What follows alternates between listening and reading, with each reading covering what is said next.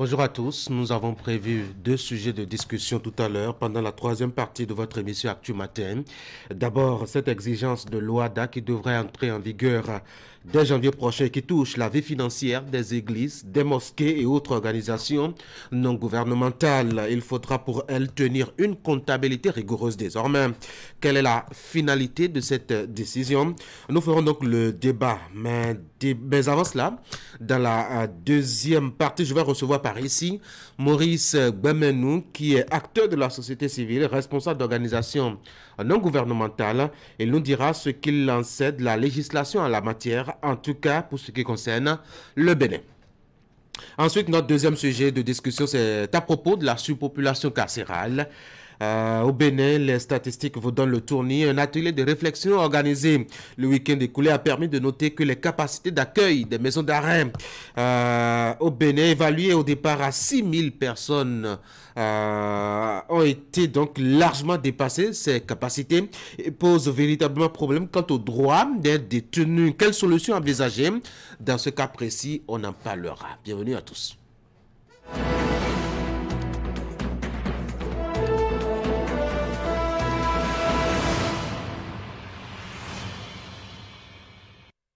Nous parlons donc de la vie dans les prisons et surtout des droits des prisonniers. Eh bien, on va ouvrir la une des journaux avec l'actualité des droits, avec cette crise à la Commission béninoise des droits de l'homme, des divergences autour de la réforme de la loi, des dates et des faits. Le président Clément Kapochichi a un couteau tiré avec ses pairs, a affiché donc fraternité en manchette ce matin. Coopération sino-béninoise, les ténors de l'UPR reçoivent une délégation du Parti communiste chinois, formation triptyque, métier du cinéma de Wani Ayo. Canal Plus Bénin, outils des stagiaires dans plusieurs domaines cinématographiques, formation en alternance, l'approche innovante du professeur Étienne Yahweh. Premier dialogue sur l'avortement sécurisé en Afrique francophone, de profondes réflexions pour faire avancer les dynamiques nationales et régionales. Nous passons à Le Chasseur Info. Phase pratique de l'examen national de licence session de 2023. 45 candidats en génie électrique et énergie renouvelable composent à l'ESMER. Matin libre, réforme de la décentralisation après l'embellie financière chantée par ici. Les contestations maintenant. Gestion d'institutions, situation confuse à la CBDH. Libération, concrétisation des accords de partenariat entre le président Talon et Xi Jinping chinois. À Begamé hier, le Parti communiste chinois et l'UPR accordent leur violon pour une coopération renforcer 5e session du Conseil des ministres de l'OADA. Les églises et mosquées forcées d'établir désormais une comptabilité dès le 1er janvier 2024. Et puis c'est insolite qui pourrait vous arracher un sourire ce matin. À Glasgow, pour avoir gardé et couché proprement avec la femme d'autrui pendant 2 semaines, le pénis d'un jeune homme de la trentaine s'est allongé d'1 mètre. Une rumeur ou pas, on verra en tout cas. Nassiara, le quotidien, fausse note du comité des rites vaudou qui a induit Talon en erreur. L'œil du Bénin, univers de l'humour au nord Bénin, le géant mondial, un talent à l'état pur. Le matinal brouille au sein d'une institution de la République, situation confuse à la CBDH, des commissaires disent avoir révoqué le président. Isidore Kapochichi conteste et s'en remet à la justice, ce que prévoit le règlement intérieur de l'institution à découvrir dans les colonnes du journal commune d'Aboumé Calavi à la page 2, vous lirez que la gestion de la secrétaire exécutive est décriée par les travailleurs. Le leader du jour, renforcement de la coopération sino-béninoise vers une franche collaboration entre l'UPR et le Parti communiste chinois. Le béninois a libéré l'élection générale de 2026. Entêtement à ne pas libérer les prisonniers. Talon signe l'échec de son camp. Nous sommes de retour maintenant à la une de Fraternité pour la deuxième lecture. Crise à la Commission béninoise des droits de l'homme, des divergences autour de la réforme de la loi, des dates et des faits. Le président Clément Kakpo-Chichi a couteau tiré avec ses pairs. Autre information, coopération politique sino-béninoise. Les ténors de l'UPR reçoivent une délégation du Parti communiste chinois. Formation triptyque, métier du cinéma de Wani Ayo. Canal Plus Bénéouti, des stagiaires dans plusieurs domaines cinématographiques. Formation d'alternance, l'approche innovante de professeur Étienne Yahweh. Premier dialogue sur l'avortement sécurisé en Afrique francophone. De profondes réflexions pour faire avancer les dynamiques nationales et régionales. Voilà donc pour les informations à la une des quotidiens parus ce matin. Nous sommes mardi 24 octobre 2023 précisément. On va s'intéresser un peu à l'intérieur de Fraternité. Et cette actualité en manchette du journal qui paraît à noter, il y a crise à la Commission béninoise des droits de l'homme. Il y a des divergences autour de la réforme de la loi. Des dates et des faits, le président Clément Kakpo-Chichi est à couteau tiré avec ses pairs. La rumeur a fait le tour, sinon l'information a fait le tour des réseaux sociaux hier. L'homme était annoncé avoir été révoqué par ses pairs. Il conteste devant les tribunaux la plume de Ange Pauline Touama qui nous fait quelques détails sur la situation en cours là-bas. C'est vraiment difficile de dire qu'est-ce qui prévaut et qui a droit par là-bas, puisque la majorité des participants ont décidé de retirer leur confiance justement à Clément Kakpo-Chichi qui conteste et qui brandit aussi quelques papiers, notamment qui lui donnent, ma foi, quelques droits en cœur. Clément Kakpo-Chichi a par ailleurs produit un mémorandum où il explique, rapporte donc Ange Pauline Touama dans les colonnes de Fraternité, où il explique les faits ayant abouti à la crise. Il avance que les commissaires lui en veulent pour son engagement pour la réforme à la CBDH voulue par le gouvernement depuis 2019. Il soutient que les commissaires ont opté pour la destitution après que leur amendement au test de la loi n'ait pas été pris en compte suite à une rencontre avec le garde des Sceaux.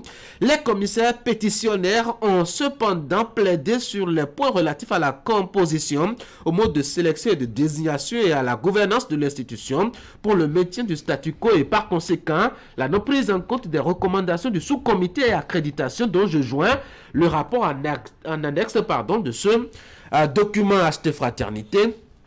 Lisez des extraits donc du test produit par le président Kakpo-Chichi, très en difficulté, faut-il dire au moins, avec ses pairs de la Commission béninoise des droits de l'homme. Il y a aussi des difficultés, mais cette fois-ci on n'est plus au Bénin, on est au Niger. Désormais quelques difficultés là-bas à Niamey avec les terroristes. Le ministre de l'Intérieur obligé de réclamer la solidarité de la CEDEAO pour faire face au phénomène. Acheter Fraternité, la page 11 est consacrée à l'interactualité. On revient à Cotonou pour l'actualité nationale toujours, mais cette fois-ci avec les caméras et micros de Canal 3 Bénin. Voici le bulletin d'information chez vous avec à la présentation ce matin Teddy Goudalo. Teddy, bonjour. Tanguy, bien bonjour, bonjour à toutes et à tous. Dans votre bulletin d'information, les images de ce nouveau concept dans les milieux des affaires au plan mondial qui sont en vogue, Business Ready. Il vient remplacer celui du Doing Business. C'est un atelier national sur l'approche conceptuelle qui est organisé par le ministère de l'économie et des finances au Palais des Congrès qui revient sur ces concepts. On va découvrir des détails avec Asiengo Kaï, Asiengo tout à l'heure. Et puis la rencontre d'échange de 3 jours sur l'avortement sécurisé en Afrique francophone. Elle mobilise plus de 200 jeunes venus de 17 pays mobilisés à Cotonou. Donc c'est une initiative organisée par l'Organisation pour le dialogue sur l'avortement sécurisé et l'Alliance des jeunes pour l'avortement sécurisé. Le point et détail dans le bulletin d'information à suivre.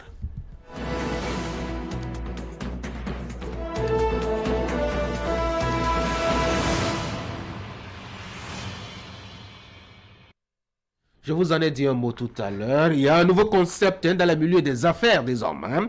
Ne parlez plus de doing business, parlez plutôt de business reading. Eh bien, c'est pour mieux comprendre de quoi cela retourne qu'un atelier national sur l'approche conceptuelle est organisé par le ministère de l'Économie et des Finances pour permettre aux responsables à divers niveaux de se familiariser avec le nouveau vocable. Voici le compte rendu de cette rencontre avec Asimbo Kanya Asimbo. Désormais, en lieu et place de Doing Business, c'est au Business Ready que doivent se familiariser les milieux des affaires.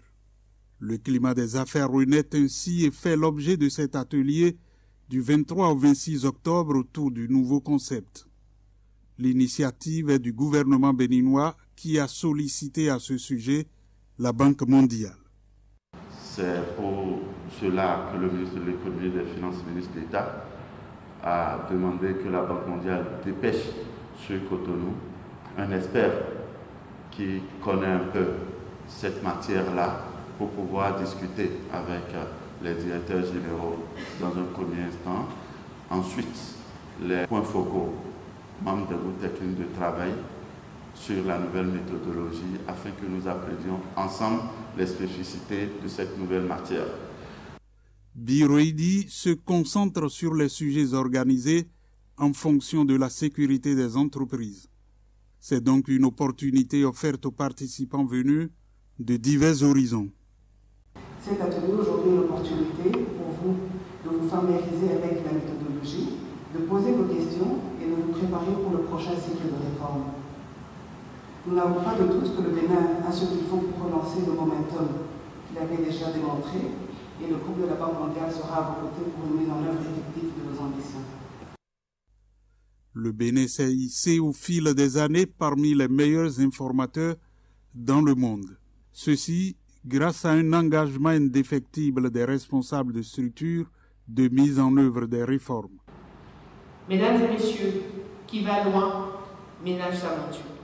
C'est pourquoi le ministre de l'Économie et des Finances a décidé que le présent atelier méthodologique soit organisé en vue de commencer pour familiariser les différentes parties prenantes aux bonnes pratiques et à la méthodologie du BeReady. J'ai l'espoir qu'au terme des travaux, les groupes techniques de travail seront reconstitués pour prendre en compte les nouvelles variables en jeu et qu'un plan de réforme sera élaboré et mis en œuvre afin de permettre à notre pays d'être prêt pour l'échéance de l'évaluation pilote 2025. La représentante du ministre d'État chargé de l'économie et des finances a ajouté que les réformes faites par le Bénin doivent toucher en profondeur l'économie du pays.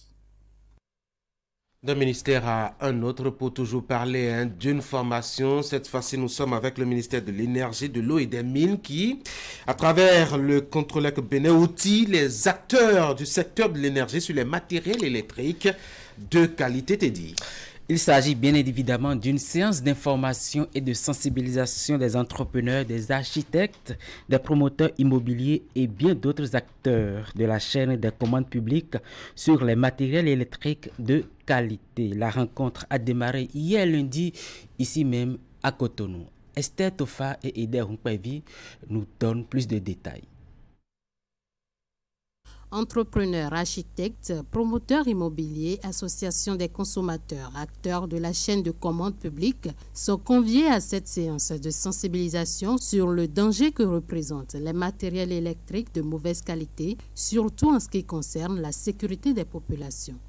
C'est l'objet de cette série d'échanges, de séminaires, au cours duquel seront réunis tous les acteurs pour que, ensemble, nous nous informons, nous partageons nos expériences, nous nous sensibilisons pour que, en fait, très bientôt au Bénin, tout le monde soit conscient qu'il vaut mieux recourir à du matériel électrique authentique qui est capable, qui a la compétence nécessaire pour assurer sa fonction de sécurité des personnes et des biens. Cet atelier se tient grâce au projet de sécurisation électrique des bâtiments administratifs, PSEBA, piloté par l'Agence de contrôle des installations électriques intérieures sous la tutelle du ministère de l'Énergie, de l'Eau et des Mines.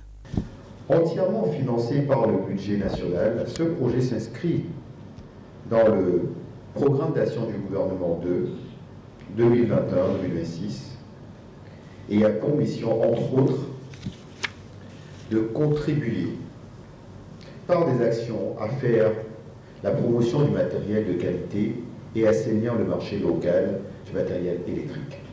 Présent à la cérémonie de lancement, le préfet du département du Littoral s'est réjoui du choix porté sur Cotonou et s'est engagé à mener la lutte contre les matériels de mauvaise qualité aux côtés du ministère.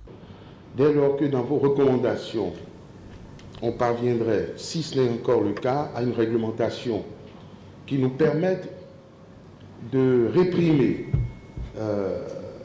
ceux qui vendraient, mettraient à disposition des usagers du matériel défectueux, je crois que ce serait un aspect important de cette lutte que nous engageons par ces séances de sensibilisation, et je vous promets que mes collègues et moi-même serions fermes dans cette chasse au matériel défectueux. Plusieurs communications ont meublé cette journée de formation à Cotonou. Porto Novo, Lokossa, Grand Popo et Alada accueillent également cette rencontre de sensibilisation les 25, 26 et 27 octobre prochains. Premier dialogue des jeunes sur l'avortement sécurité en Afrique francophone. C'est une rencontre d'échange de 3 jours qui rassemble plus de 200 participants à Cotonou. Elle est co-organisée par l'Organisation pour le dialogue sur l'avortement sécurisé et l'Alliance des jeunes pour l'avortement sécurisé. Il s'agit pour les jeunes de réfléchir sur les mécanismes pour faire progresser, j'allais dire, le droit à l'avortement sécurisé dans la région. Reportage. 17 pays d'Afrique francophone prennent part à cette rencontre d'échange sur l'avortement sécurisé. C'est un dialogue des jeunes dynamiques et engagés qui va permettre de réfléchir de manière approfondie sur leur place, les progrès, les besoins, les défis et perspectives pour faire progresser le droit à l'avortement sécurisé dans la région. Il y a très exactement 2 ans, le mercredi 20 octobre 2021, le Parlement béninois adoptait un nouvel amendement juridique de la loi de 2003 sur la santé sexuelle et reproductive pour dépénaliser le droit et l'accès à l'avortement sécurisé. L'accès à l'avortement en Afrique francophone est un enjeu complexe et souvent controversé, qui est lié à des facteurs sociaux, culturels, religieux, économiques et politiques. Nous aimerions que les jeunes soient au cœur de notre nouvelle stratégie ainsi que les mouvements féministes. Il était donc important pour nous de créer ce cadre d'échange-là avec la jeunesse pour qu'ils puissent ensemble réfléchir, discuter à des stratégies innovantes et définir des axes de collaboration, de partenariat et de feuilles de route pour les prochaines années. Le dialogue des jeunes sur l'avortement sécurisé s'articule autour de 2 axes prioritaires.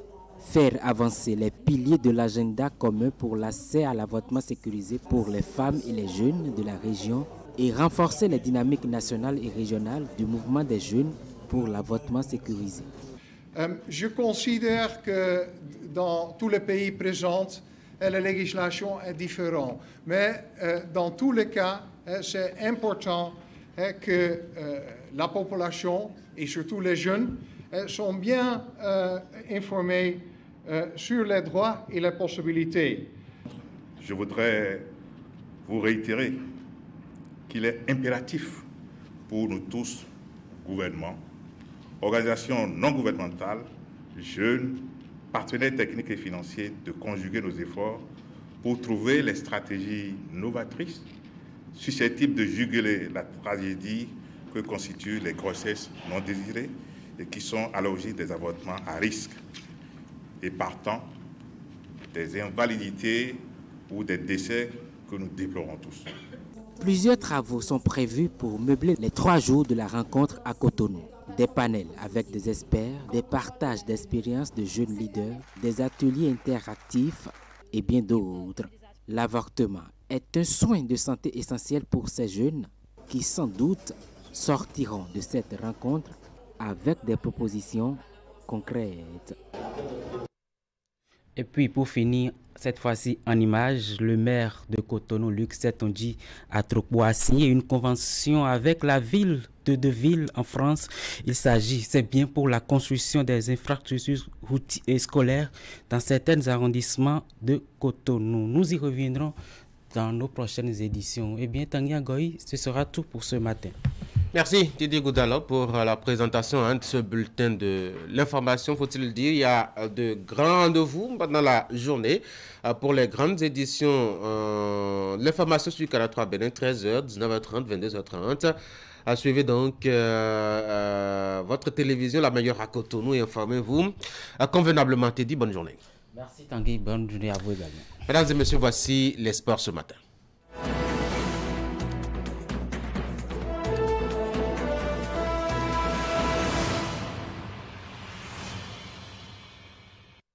Ali Momouni, bonjour. Bonjour Tanguy. On l'avait vu pour la première fois lors de la cérémonie du tirage au sort du 12 octobre dernier, mais hier, la Confédération africaine de foot et Puma ont présenté le ballon officiel de la Coupe d'Afrique des Nations CAF Total Energy 2023. Oui, Tanguy, la présentation est faite sur toutes les plateformes sociales de la CAF.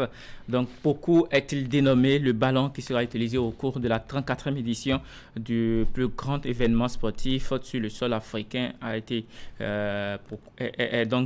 pour ce qui concerne ce ballon, donc il porte le nom en hommage donc au légendaire footballeur ivoirien Laurent Pokou. Le ballon officiel reprend donc les trois couleurs principales du drapeau de la Côte d'Ivoire, blanc, orange et vert, tout en incorporant les dernières technologies qui révolutionneront donc le jeu sur le continent et au-delà. La Coupe d'Afrique des Nations se déroulera donc du 13 janvier au 11 février 2024 dans les villes d'Abidjan, Bouaké, Korogo, San Pedro et Yamoussoukro.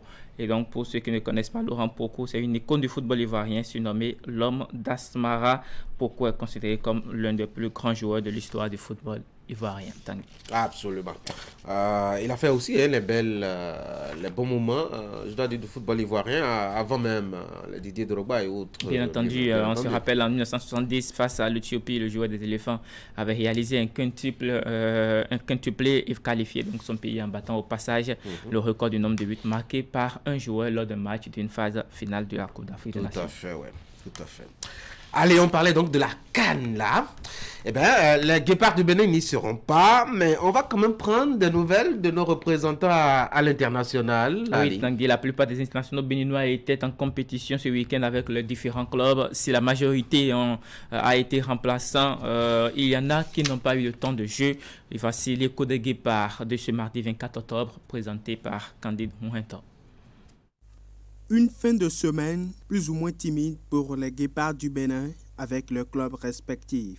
On démarre surtout d'horizon par la France où la 9e journée de la Ligue 1 UBAIT s'est déroulée ce week-end. Tossin Aegon et le FC Lorient se sont imposés à leurs homologues du Stade Rennais par un score de 2-1. Titulaire au coup d'envoi, le Guépard ayant été plus ou moins impliqué sur les 2 buts des Merlus a disputé tout le match. Son club occupe désormais la 12e place au classement avec 10 points. De leur côté, Steve Mounier et le Stade Brestois ont été défaits 1-0 par Lille. Retourné en club avec une blessure de la fenêtre FIFA du mois d'octobre, Steve Mounier a disputé les 16 dernières minutes de la rencontre. Brest se positionne à la 5e place avec 15 points. En Ligue 2 maintenant, pour parler de la 11e journée avec les Guépards qui y jouent, Troyes de Junior Light et le Concarneau se sont partagés les points au bout d'un score nul et vierge. Les Troyens finissent la semaine avec 1 point. Laissé au banc au coup d'envoi, le milieu de terrain béninois a disputé les 34 dernières minutes du match. Amiens et son Guépard Youssoufa Sogba n'ont pu faire mieux que de ramener le point du nul d'Annecy après un score nul de 1 but partout. Le Guépard n'a pas participé à cette rencontre. Un match nul également pour un autre Guépard. Entre Rodez de Andreas Rontondi et le SC Bastia, il n'y a pas eu de vainqueur. Les deux équipes se sont séparées sur un score de 1 but partout. L'attaquant béninois a fait son entrée à la 83e minute de jeu.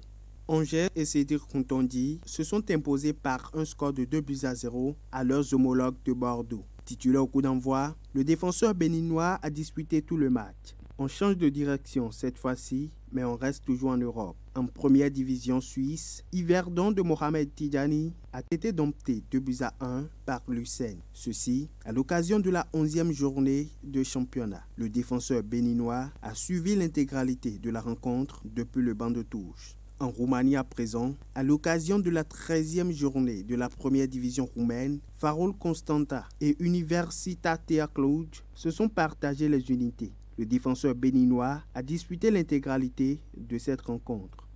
En Bulgarie, où évoluent deux internationaux béninois, la 14e journée a été meublée de matchs nuls. 0-0 entre Lokomotiv Sofia de Steve Warren Traoré et SC Car Sofia. Laissé au banc au coup d'envoi, Steve Warren Traoré a fait son entrée à la 80e minute de jeu. Score identique entre Ludogorets de Olivier Verdon et Arda. Contrairement à Steve Warren Traoré qui a disputé quelques minutes, le défenseur central béninois n'a pas joué. Sur le continent maintenant pour finir ce tour d'horizon, à l'occasion de la 4e journée de la première division égyptienne, Futur FC du milieu de terrain béninois Imouran Hassan a été battu 1-0 par Pyramide FC. Le jeune Guépard a eu droit à ses premières minutes sous ses nouvelles couleurs en disputant les 12 dernières minutes de la rencontre.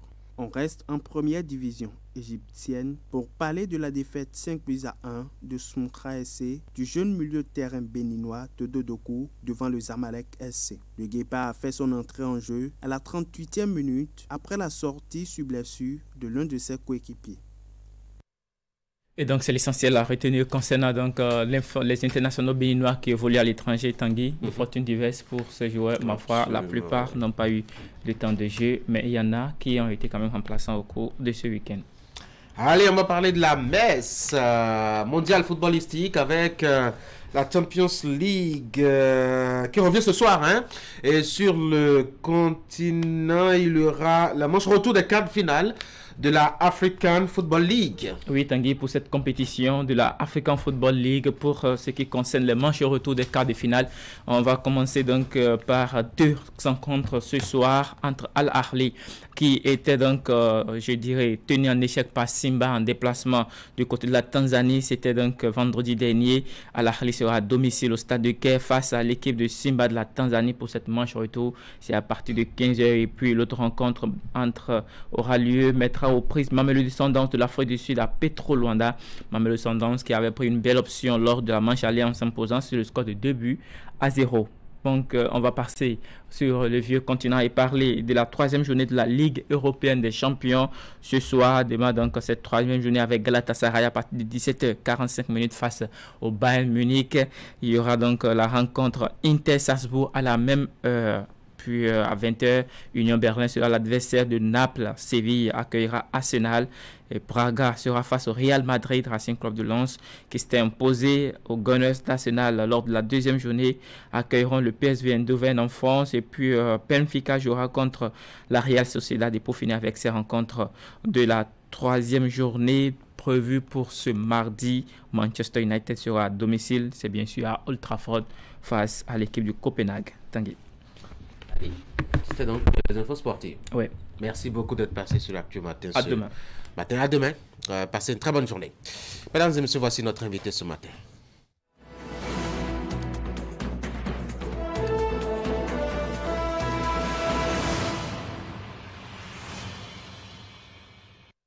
Notre invité ce matin, c'est Maurice Bemenou, acteur de la société civile, très grand militant dans le domaine d'ailleurs, président d'organisation non gouvernementale.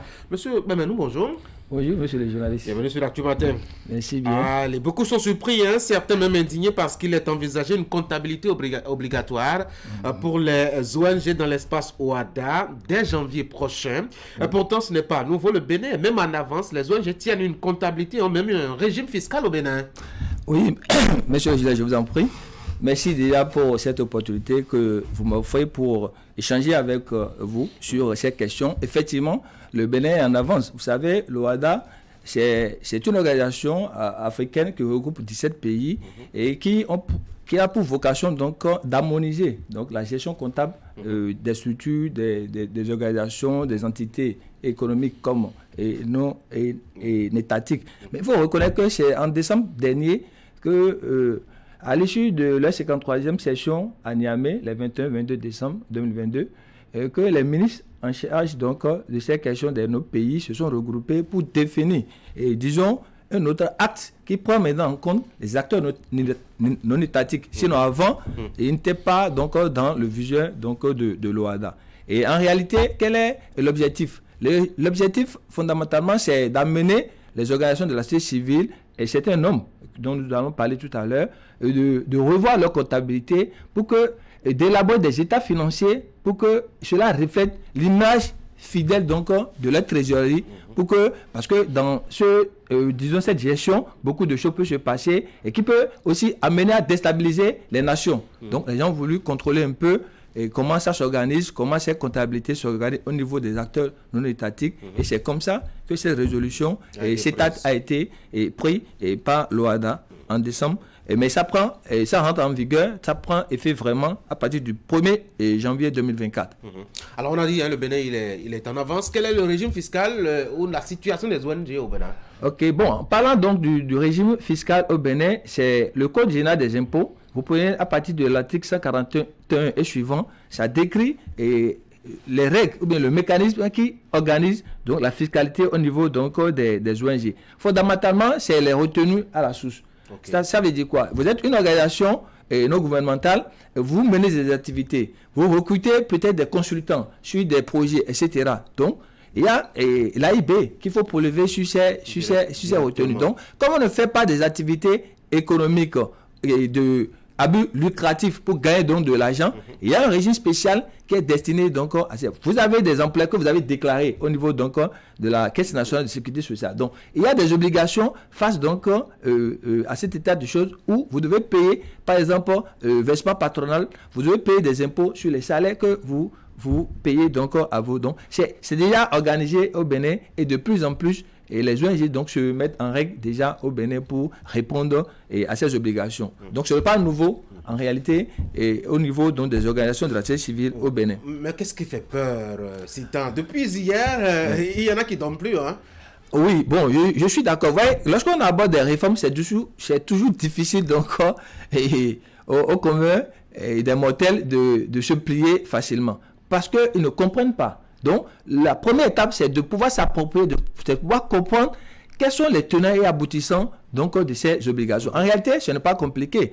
Les gens ne doivent pas se suffoquer parce qu'il est important au regard de l'environnement et d'insécurité dans lequel nous sommes aujourd'hui au niveau donc, de la sous-région, que les gens comprennent, maîtrisent un peu les flux financiers que drainent les organisations de la société civile. Parce que c'est important. Et donc, les gens, à travers les jeux charitables, etc., peut faire des choses à l'insu même des organisations qui bénéficient donc de ces fonds. Donc il est de bon ton que quand même l'État cherche ou bien les organisations au niveau africain. Est-ce que ce n'est pas un prétexte pour avoir une curiosité malsaine dans la gestion des organisations non gouvernementales alors même qu'on sait tout l'appui qu'elles apportent justement à l'État, là où il est souvent absent. Elles sont dans le domaine de l'éducation, dans le domaine de l'assistance sociale, dans la formation et bien d'autres où l'État a montré ses limites. Oui, au fait, c'est le rôle donc, des organisations de la société civile. C'est de pouvoir intervenir, c'est de pouvoir agir là où l'État a des difficultés ou bien l'État n'est pas présent. Et donc, de ce fait, c'est une contribution pour booster le développement dans nos pays. Et donc, normalement, l'État n'a pas pour, disons, ambition de priver ou bien d'exercer des pressions sur ces organisations. Parce que lorsque cela va se faire de la sorte, ça veut dire que ce sont nos populations et dans les contrées, dans les hameaux qui vont vraiment en sentir. Donc, en réalité, l'État devait être là pour accompagner les organisations de la société civile, mais pas prendre ça comme un prétexte pour, donc, disons, mettre une pression fiscale sur les organisations ou bien faire des règlements de compte. Parce qu'il peut arriver que lorsque une organisation de la société civile n'est pas en train donc de promouvoir et disons les politiques publiques dans le sens que les gouvernants auraient voulu, l'État peut s'organiser d'une manière ou d'une autre pour pouvoir museler ces derniers à travers donc, ces pressions fiscales. Donc, nous, ce que nous voulons au niveau donc, de la société civile, nous ne sommes pas contre le principe, nous ne sommes pas contre cette réforme, mais l'État devait écouter les acteurs de la société civile et voir dans quelle mesure ce qui est faisable, parce que nous ne sommes pas à but lucratif, on ne gagne pas donc de l'argent, on travaille donc pour régler les problèmes de société là où l'État central est absent. Donc l'État doit pouvoir nous écouter, discuter avec nous et voir les mesures à prendre pour ne pas vraiment, disons, annuler les efforts donc, de ces acteurs de la société civile dans nos différentes contrées. Sinon, en réalité, ce sont les populations vulnérables qui vont en sentir les fruits. Donc, monsieur le journaliste, est-ce que je peux dire concernant... Est-ce que la situation actuelle qu'on connaît aux organisations non gouvernementales au Bénin, avec le régime fiscal qu'on leur a fait, a une incidence sur, je dois dire, les capacités de ces organisations, a une influence sur leur potentialité et leurs interventions sur le terrain? Bon, en réalité, moi, à mon niveau, ça n'a pas... Si vous faites les choses dans les règles de l'art, ça ne doit pas être, disons, un poids pour les organisations. En ce sens que, quand vous prenez la loi 1901 qui régit les organisations de la société civile, qui actuellement en toilettage au niveau donc, de l'Assemblée nationale. Lorsque vous prenez les différents statuts de nos organisations, c'est écrit clairement dedans la manière dont cela doit être géré. Donc, lorsque vous suivez ces règles, vous avez votre plan de travail, vous élaborez les rapports d'activité, les rapports financiers, tout ce qu'on nous demande maintenant, c'est de pouvoir certifier, d'avoir un état financier. Mais ça coûte beaucoup, c'est des centaines de mille francs CFA. Et parfois même les experts comptables, ils ne sont pas du tout très tolérants avec nous. Il faut parfois y mettre 500 000, 600 000, 1 million, 2 millions 500 parfois pour faire les états financiers. Là, je suis d'accord avec vous. Une organisation non gouvernementale, comment est-ce qu'elle survit à ça? Ça, je suis d'accord avec vous, monsieur le journaliste, par rapport à ce point financier. Et non seulement ce que vous dites, c'est aller très loin avec l'État. Et cette année dans le régime fiscal du Bénin. Parce qu'avant, avec les comptables simples, on pouvait élaborer les états financiers. Mais aujourd'hui, la loi interdit même à nos jeunes comptables, etc., qui se cherchent, qui aident maintenant ces organisations à pouvoir établir les états financiers et sont obligés d'avoir un quitus d'un expert comptable avant donc de pouvoir élaborer ces documents. Et donc, c'est en cela que je dis que l'État est obligé de discuter avec les organisations de la société civile pour leur faciliter la tâche. Sinon, la volonté y est, mais lorsque les conditions ne seront pas, les mesures d'accompagnement ne seront pas là, ce serait hyper difficile et ce serait donc progressivement, et disons, le départ, bien la dégénérescence donc de ce secteur qui contribue pour beaucoup. Dans tous les secteurs, quand vous prenez aujourd'hui la création de l'emploi, vous ne pouvez pas imaginer le nombre d'emplois que créent les organisations de la société civile à travers les différents projets qui sont en train de dérouler sur le terrain. Donc, moi, je pense que le débat mérite donc d'être posé et de discuter vraiment la tête froide pour voir quelles seraient les mesures, quelles sont les mesures d'accompagnement pour que les experts comptables qui ont aujourd'hui le monopole de l'établissement donc de ces états financiers ne viennent donc pas, trouvent donc un régime quand même assez social, parce que nous sommes dans le social, un régime social et non économique. Les ONG aussi, c'est des prétextes parfois pour se faire beaucoup d'argent. On négocie beaucoup de soutien, de partenariat, beaucoup d'argent qui entre. On prétexte d'assister les populations et puis on paye rien dans les caisses de l'État. On connaît un peu tout ça. Du coup, chaque famille a son ONG maintenant. Non, bon, monsieur le journaliste, je suis d'accord avec vous que ça peut être un prétexte. Et ça, moi, ça me fait plus de 20 ans dans la société civile. Je sais de quoi je parle. Et ce que vous dites, c'est vrai. Les gens utilisent, la preuve, l'État béninois a fermé des orphelinats dans ce pays. Parce que les gens utilisent, disons, ces instruments pour aller, disons, escroquer des partenaires. Faire de l'arnaque à la limite. Et donc, c'est normal qu'on puisse regarder dedans. Dans le même temps, il y a des gens qui sont de bonne foi, qui sont de bonne volonté, mais lorsque vous menez des activités économiques, là, vous devez déclarer donc, le régime financier, vous devez être assujetti donc à ce régime financier, à savoir l'AIP, les impôts, le BIC, que vous, comme une entreprise en bonne et due forme. Vous allez voir qu'il y a des ONG qui ont des cabinets à côté donc de l'organisation. Parce que pour faire du social, il faut avoir les ressources.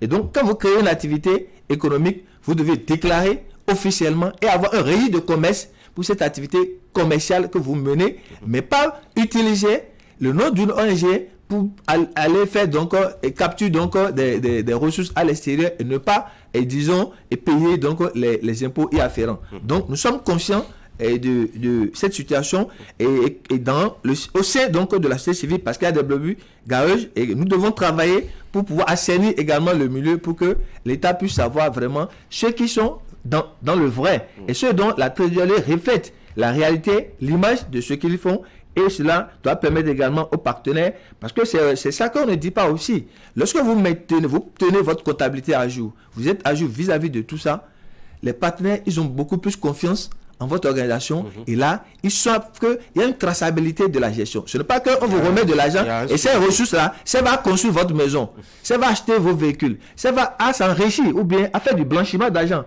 Et donc, à partir il y a du blanchiment d'argent dans le milieu.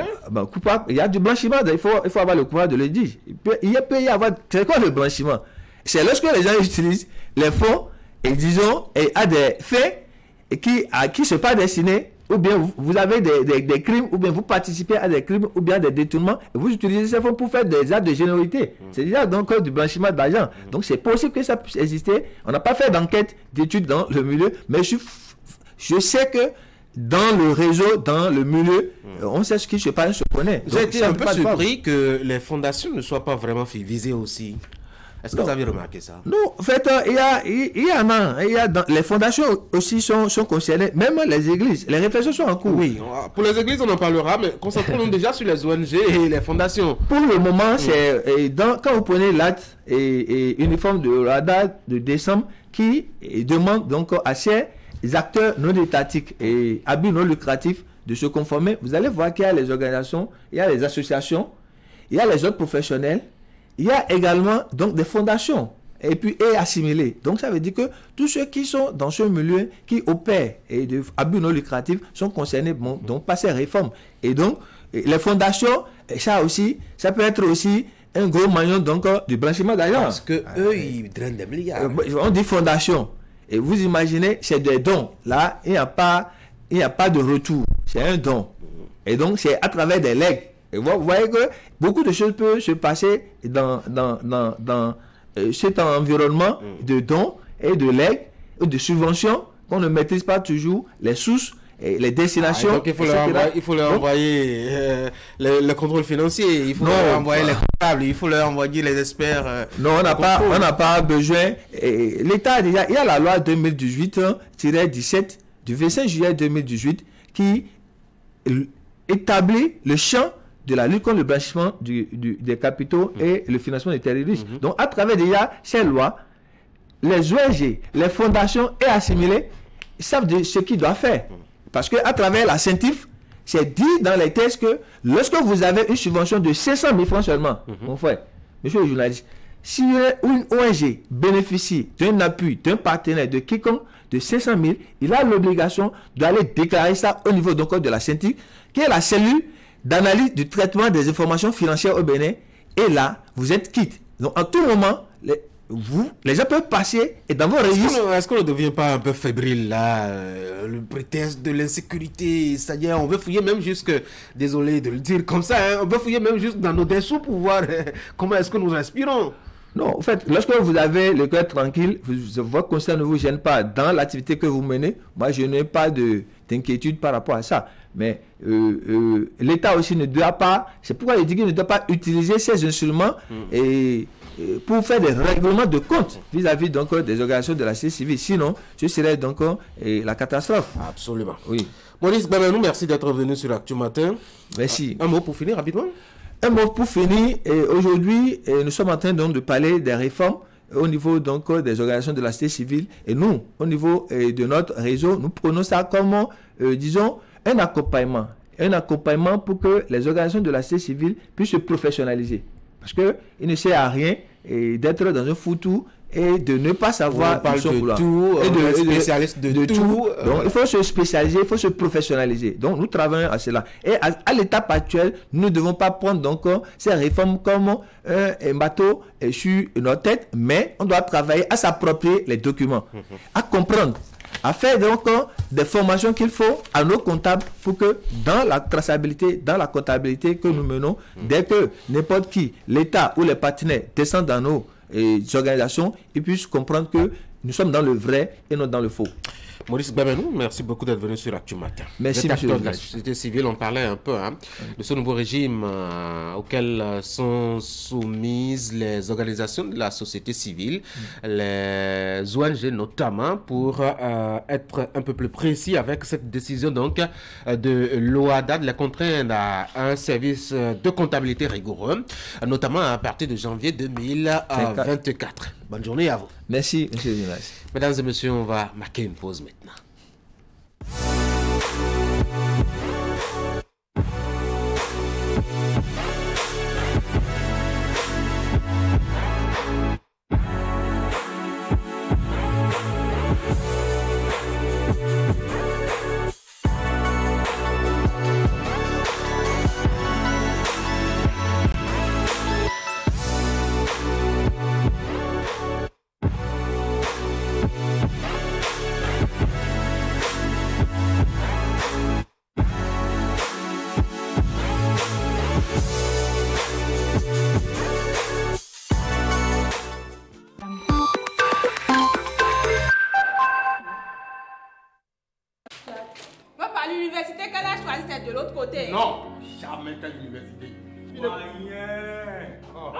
Davido, vous êtes encore dans ces problèmes ici. La seule université au Bénin ici qui soit capable de former votre enfant, elle sera valable au Bénin et à l'extérieur, c'est l'Université africaine de développement coopératif. C'est une université panafricaine formée par 20 pays africains. Cette université existe au Bénin depuis 55 ans. Ils forment en économie coopérative et en économie sociale. Et les gens viennent de l'extérieur, ils viennent du Japon, ils viennent du Canada pour se faire former ici. Votre fille, avec son bac, si elle s'inscrit en licence à l'UADC, elle a une bourse de 40%. Si elle s'inscrit en master, elle a jusqu'à 50%. L'Université africaine de développement coopératif forme à la licence et au master en économie coopérative, en microfinance, en micro-assurance santé, en développement local et décentralisation, en gestion des projets de l'économie sociale. Enseignement et inscription tous les jours ouvrables de 8h à 14h au campus de l'UADC 6 au quartier Jacques, à Papa derrière le ministère de la Santé, loin du service des plaques d'immatriculation de l'ANAT. Téléphone 00229 51 79 27 17 95 38 12 84 21 33 06 39 WhatsApp 97 88 00 25. L'UADC, c'est 55 ans d'expérience dans la formation de qualité au service du développement de l'Afrique.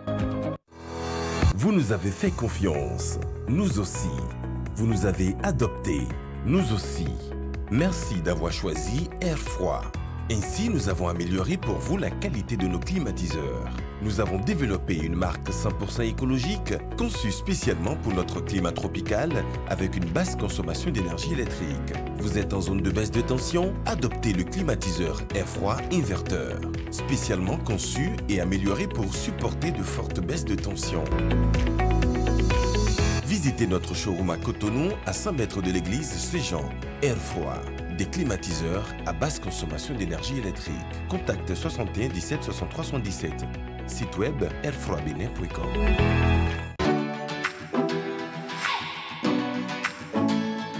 Fini avec les soucis de vol et intrusion intempestifs. Benin Tracking Security vous offre son système anti-intrusion, extrêmement efficace contre toute intrusion malveillante, muni de détecteurs d'ouverture et de mouvement. Avec notre anti-intrusion, vous êtes relié à notre salle de contrôle unique au Bénin, qui reçoit automatiquement l'alerte et diligente la riposte grâce à notre unité d'intervention rapide et aux forces de sécurité publique. Adoptez notre système de tracking et de géolocalisation qui vous permet de localiser votre véhicule en temps réel au Bénin, comme dans toute la sous-région ouest africaine. Benin Tracking Security, c'est aussi la vidéosurveillance avec des caméras d'une qualité irréprochable, le contrôle d'accès d'ouverture et de présence très efficace, mais également un système anti-incendie avec des détecteurs de fumée ultra performants. Benin Tracking Security, nous réinventons la sécurité. Benin Tracking Security, le pionnier de la sécurité moderne au Bénin. USM Bénin, établissement privé d'enseignement supérieur spécialisé dans la formation de leaders, vous offre différentes formations homologuées par l'État béninois et accréditées par le CAMES qui vous donne les grades de licence et master professionnel. Au terme de votre formation, vous êtes directement opérationnel dans le tissu économique et maîtrisez les péripéties de l'administration des entreprises, des relations internationales et des sciences sociales. Nos filières en licence Bac+3 et master Bac+5, génie civil, eau et assainissement, administration générale, administration des finances, sciences juridiques, sciences politiques, sciences économiques et de gestion, marketing, communication et commerce, banque finance et assurance, finance, comptabilité et audit, gestion des ressources humaines, entrepreneuriat et gestion des projets, transport et logistique, gestion des médias, hôtellerie, tourisme et restauration, système informatique et logiciel, assistant de direction. USMB c'est la boussole à l'emploi indépendant et salarié. Nos différents sites, Cotonou, Calavi, Akpapa, Porto Novo, Lokosa, Boïcon, Parakou, Djougou. Contact plus 229 97 30 84 84. Sembena, le chemin vers l'emploi.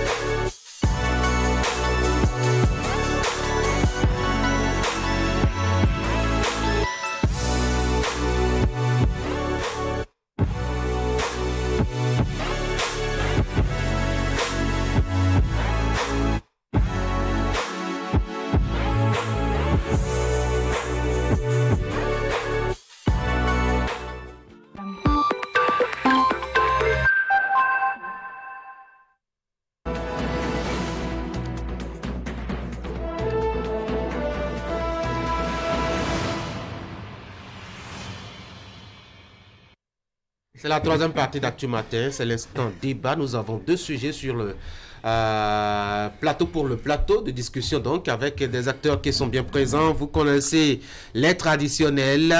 William Cliquant, bonjour, vous nous aviez manqué hier. Franck Aounou, bonjour. Eric Guédeno, bonjour. Et puis notre invité ce matin, Montesquieu Ronwi, qui est responsable programme justice pénale à l'ONG Changement Social Bénin. Monsieur Ronwi, bonjour. Merci d'être venu sur Actu Matin et ce matin pour parler avec nous.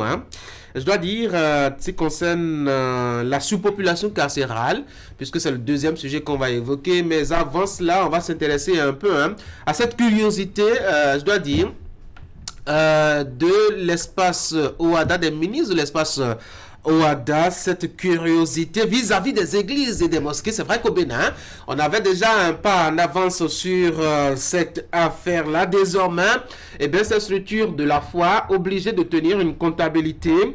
En tout cas, à partir de janvier 2024, comment ça va se faire? Je ne sais pas si à chaque quête, il faut réclamer une facture normalisée. Franck, comment ça va se faire? Ben, moi, je pense que les églises, autant que les services et tout, sont des entités qui existent dans un État, sur des espaces géographiques donnés. Et si les autorités en arrivent à décider de demander à ces entités-là de tenir leur comptabilité, de voir un peu comment ils engrangent les recettes et tout, peut-être que ça a de bonnes justifications. Qu'est-ce qui peut justifier cela? Non, ça, bon, on peut justifier l'espace qu'ils occupent. Ce sont des espaces qu'il faut entretenir, ce sont des espaces qu'il faut aménager dans le long terme. Ce n'est pas l'État qui balaye les mosquées. Non, pas les mosquées, mais l'environnement immédiat. Lorsque, par exemple, les fidèles quittent l'église, certainement qu'un fidèle jette un sachet par-ci, un sachet par-là, et il revient à l'état de garantie un environnement. J'ai pris un exemple comme ça. Et donc, lorsque vous voyez tout ça, l'État peut demander à ces entités-là de tenir, de faire un peu le point de ce qui est gagné. Mais je dis, peut-être qu'on reviendra dans les Eric, oui. Eric, moi je pense qu'on a certainement observé une forme d'évolution dans l'existence de nos confessions religieuses qui aujourd'hui fonctionnent aussi comme des entreprises, n'est-ce pas, qui mènent des activités génératrices de grands revenus. Vous en avez qui malgré que ce soit des confessions religieuses, ont des écoles, des centres de santé, des boulangeries, des pâtisseries. Justement, oui, ça, l'idée, c'est de soutenir l'œuvre de l'Église en matière d'infrastructure et tout ce qui va avec et d'autres dépenses, voyez-vous. Et donc, on ne peut pas non plus fermer les yeux sur ces activités économiques qui s'organisent autour de ces confessions religieuses. Il y a certainement un besoin d'assainir le secteur, de voir plus clair en termes de financement de ces structures religieuses. Vous savez, dans le monde dans lequel nous sommes aujourd'hui, il y a des questions de blanchiment de capitaux. On en a épinglé ailleurs, où c'est des confessions religieuses, ce que tout le monde sait, mais derrière, des activités illicites, bien entendu, le financement même du terrorisme. On va jusqu'à ce niveau à épingler des organisations religieuses dans ce genre d'infractions. Et donc, il y a certainement un besoin de voir clair dans ce qui rentre et dans ce qui sort et de quelle façon on arrive à mobiliser ces ressources-là. Est-ce que c'est l'école qu'on a mis en place qui génère autant de ressources? Est-ce que c'est le centre de santé justement dont on a besoin dans cet environnement qui génère véritablement toutes ces ressources? Je pense qu'il faut un mécanisme de contrôle pour vérifier tout ça. Non, vous savez, le contexte, il est très important. Nous sommes là en droit OHADA. Nous sommes dans un espace de 17 pays, donc ce n'est pas forcément des réalités qui sont très, très, très propres au Bénin ou exclusivement propres au Bénin. Surtout que c'est un agenda qui est en cours depuis quelques années. Vous savez, depuis 2017 déjà, dans l'acte uniforme relatif à la comptabilité et à l'information financière dans l'espace OHADA, on avait revu les dispositions des différentes structures, mais par rapport au système comptable OHADA, on ne tenait pas rigueur aux organisations à but non lucratif. Parce que, c'est vrai, nous parlons des églises et des mosquées précisément dans notre sujet de ce matin, mais ce sont toutes les organisations à but non lucratif en général, les fondations, les organisations de la société civile. On a évoqué le cas des ONG tout à l'heure. Justement, toutes les organisations qui, d'une manière ou d'une autre, n'existent pas dans le but de produire de la richesse et donc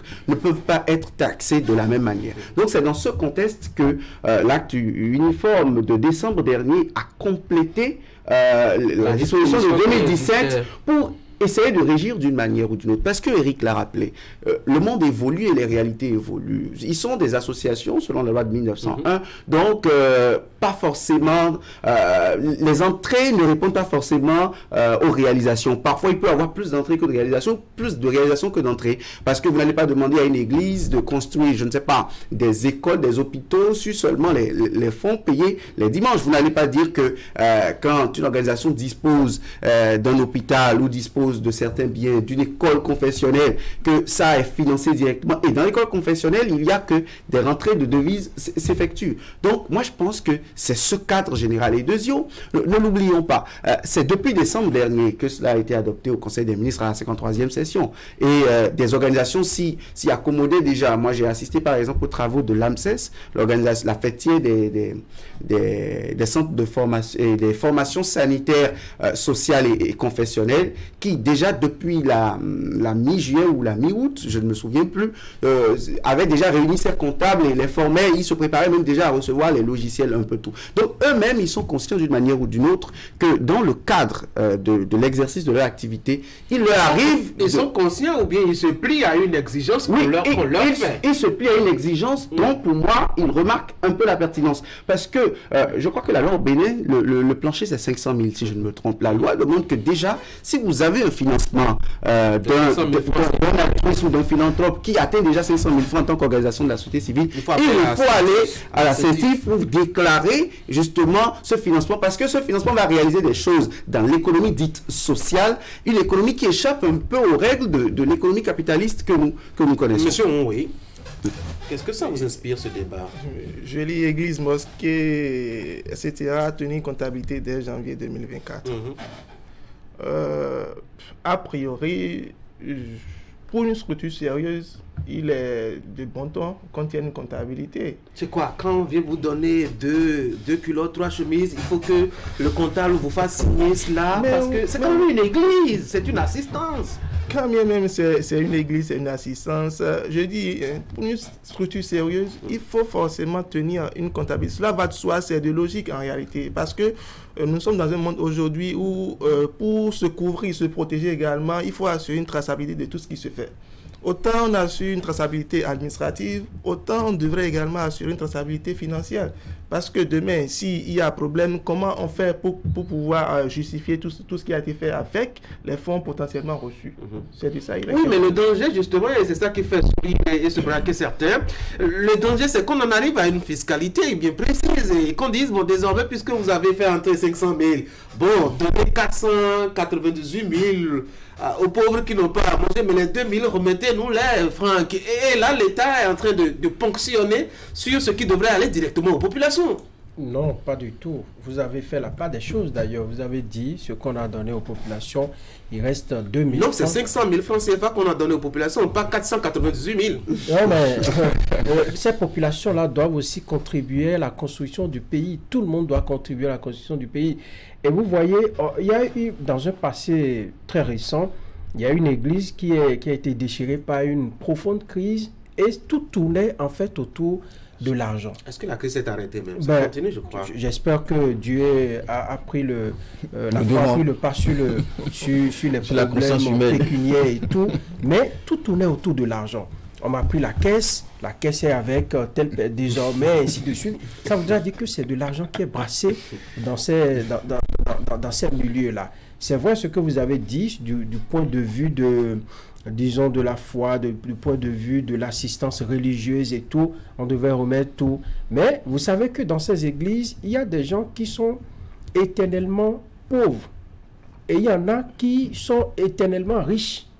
sur la base de ce que certains cotisent. Pourquoi l'État ne va pas voir dedans pour aller pensionner un peu, pour aller réclamer un peu, pour réparer, pour construire le pays? Moi, je pense que c'est une bonne cause, mais je disais, mais tout à l'heure, il faut pas exagérer, parce qu'il y a également des milieux religieux où, effectivement, ce sont les petites quêtes, les 100 francs par-ci, les 200 par-là, qui permettent de faire fonctionner, d'acheter tout ce qu'il faut, la matière première pour faire fonctionner l'église. Des gens qui n'arrivent même pas à payer l'électricité, à payer de l'eau. Vous allez là, même pour faire pipi, vous ne trouvez pas les toilettes pour faire pipi. C'est dans les alentours qu'on fait pipi. Tout ça également, ça détruit l'environnement. Donc, pour aider ces milieux religieux-là à ne pas tomber, à ne pas disparaître, il ne faut pas non plus les acculer avec des taxes et autres. Il faut voir et arbitrer, trouver le juste milieu pour leur permettre de survivre. Traçabilité financière, oui, mais imposition ou fiscalité, non. Je commence pas à dire ça. Est-ce que ça va aboutir à la fin? Parce que, vous savez, la traçabilité financière dans un contexte comme le contexte actuel au Bénin et dans la plupart des pays d'Afrique, pour moi, est très importante. Vous savez, aujourd'hui, le terrorisme n'est plus un secret pour personne. Et vous savez que les terroristes, parfois au Sahel, sont plus armés que les armées régulières. Qui est-ce qui les arme? Comment est-ce qu'ils s'approvisionnent de ces armes? Quand on sait que les armes coûtent ce qu'elles coûtent et que le marché des armes n'est pas comme le marché des pains derrière Canal 3 ou je ne sais où. Donc, quand c'est comme ça, au nom d'une certaine libéralité, au nom d'une certaine philanthropie, il ne faut pas entretenir le flou autour des activités. Et c'est cela d'ailleurs qui va crédibiliser davantage les structures qui sont encore dans l'intégrité parfaite en matière de gestion de la chose sociale. Maintenant, taxation, non. Ça me fait rappeler tout à l'heure le coup d'œil que j'ai jeté sur Fraternité, l'enfant Claudio qui dans sa caricature du matin dit mais le pasteur prie, il demande devant une croix Seigneur, envoie-nous un comptable qui te craignent, et l'interrogation c'est Judas pour l'interrogation. Donc pour dire eux-mêmes, d'une manière ou d'une autre, je comprends que ça les fasse réfléchir, mais il ne faut pas en arriver par exemple à une taxation, parce que jusque là ce ne sont pas des entités dont le but est de faire de la richesse, de faire du profit. Non, ils ne sont pas dans la spéculation. Et ça, il faut qu'on comprenne. Et il supplée l'État. Il supplée l'État, quelque part, il supplée l'État dans bien de domaines. Vous voyez, par exemple, regardez les centres de formation sociale et des centres de formation, qu'est-ce que je raconte? Les formations sanitaires, sociales et confessionnelles. Regardez leur couverture sur l'étendue du territoire. Vous-même, dans nos quartiers, quand parfois on a des soucis de santé d'un certain niveau, il y en a pas très loin d'Abou Mekalavi dans l'Atlantique ici, où on envoie souvent les gens quand c'est un certain nombre de mots. Vous savez, ce sont des mécanismes qui, d'une manière ou d'une autre, régulent un peu la société en suppléant l'État. Les écoles confessionnelles, il y a des matières, des disciplines, qu'on enseigne dans les écoles confessionnelles, comme le civisme, comme la citoyenneté, qui ont disparu de l'enseignement général. Oui, mais là-bas, on paye la scolarité, hein, c'est pas à but non lucratif. Justement, c'est pas à but non lucratif, mais c'est l'institution confessionnelle qui a dû créer ces entités. Donc, pour moi, quelque part, le prétexte de blanchiment d'argent qui existe, le peut-être d'activité illicite qui existe dans le milieu, n'est pas peut-être une raison pas vraiment valable pour avancer justement une comptabilité en la matière. Est-ce que ce n'est pas un aveu d'échec pour un État que de dire il faut établir une comptabilité alors même que l'État est en mesure ou est amené à contrôler l'activité de chacun de ses citoyens et savoir qui fait quoi et qui est qui dans, je dois dire, son environnement. Si je donne 500 000, celui à qui je donne 500 000 n'est pas obligé d'aller le déclarer. Si l'État sait ou connaît mes activités à moi, Eric. Moi, je pense que c'est bien une raison valable parce que il y en a déjà qu'on a épinglé dans ce genre de dossiers flous où on met Dieu devant, justement, pour mener des activités illicites. Parce que parfois, on se demande comment est-ce qu'on peut mobiliser autant de rousses en étant qu'une petite charpelle. Et donc, je pense que si c'est déjà arrivé une fois, il y a matière à s'interroger sur une forme de traçabilité financière. Et je pense que c'est là l'objectif de l'organisation dont les États sont membres, qui en leur sein verront les mécanismes qu'ils vont mettre en place pour davantage renforcer le contrôle. Maintenant, nous ne demandons pas aux États de mettre une pression fiscale, comme l'a dit William, sur des entités religieuses qui déjà font un travail. Et je pense que pour les confessions qui sont respectueuses des textes, encore que là, il y a une doctrine qui voudrait que la vérité prime. Cela ne devrait pas être un problème, si tant est qu'on est vraiment dans une forme d'égalité. légal des exercices, c'est que on peut justifier une somme qu'on a reçue, on peut justifier à travers une activité en règle, cela ne devrait pas être un problème. Et je pense que là-dessus, ne nous leurrons pas. Ce discours où on prêche Dieu, aujourd'hui, les entités religieuses, mais elles sont puissantes financièrement. C'est l'une des entités les plus riches au monde. Je ne veux pas spécifier une telle religion, mais la pauvreté qui est prêchée par ici et par là, ça n'est pas le cas. Est-ce qu'il ne faut pas arrêter le bavardage matinal là? Il y a de l'argent et aujourd'hui on se rend compte qu'on met Dieu devant comme un prétexte justement, voilà, le nom de Dieu qui est utilisé dans tous les sens où on escroque aujourd'hui de pauvres citoyens, on invente des situations pas possibles. Si éventuellement cela arrivait, faut-il exempter les confessions religieuses de toute obligation fiscale parce qu'on les connaît, hein, elles sont dans l'éducation, avec beaucoup d'écoles, ou parfois même les frais de scolarité sont élevés, très élevés, et ils ne prennent pas n'importe qui. Il faut que votre enfant ait déjà un grand niveau pour accéder là-bas, et c'est eux qui font le boulot à la fin. Soit ils ont, ma foi, des centres de santé, vous l'aviez dit, et même de boulangerie. Ça, je ne suis pas informé, ça c'est l'autre qui m'a appris cela. Et même, ils occupent de grands espaces domaniaux sur lesquels ils mènent leurs activités. Alors, faut-il les exempter ou pas, ou faut-il cibler justement les activités, Franck? Donner à Dieu ce qui est à Dieu et à César ce qui est à César. César n'est pas ordonné. César est la Rome antique. César, c'est le roi, c'est la figure du roi. C'est la figure du roi. Et je crois que les Saintes Écritures même ont réglé ce problème-là. Ce qui est à Dieu, donnez à Dieu, les quêtes que vous donnez et tout. En retour, si l'État dit, je veux un peu de ce que vous gagnez pour réparer notre État, notre vivre ensemble, pour vous donner un mieux-être en retour, on devrait donner, c'est l'autorité, c'est le roi qui a parlé, c'est le chef, c'est l'État, c'est le gouvernement, ce sont les autorités. Eric? On ne devrait pas s'en dérober, à mon avis. Eric? Moi, mon souci, c'est à ce niveau. Vous savez, récemment, on a épinglé des orphelinats. Et derrière ces orphelinats, c'est des confessions religieuses, c'est des fondations avec des titres de sainteté, mais pourtant exploiter les enfants.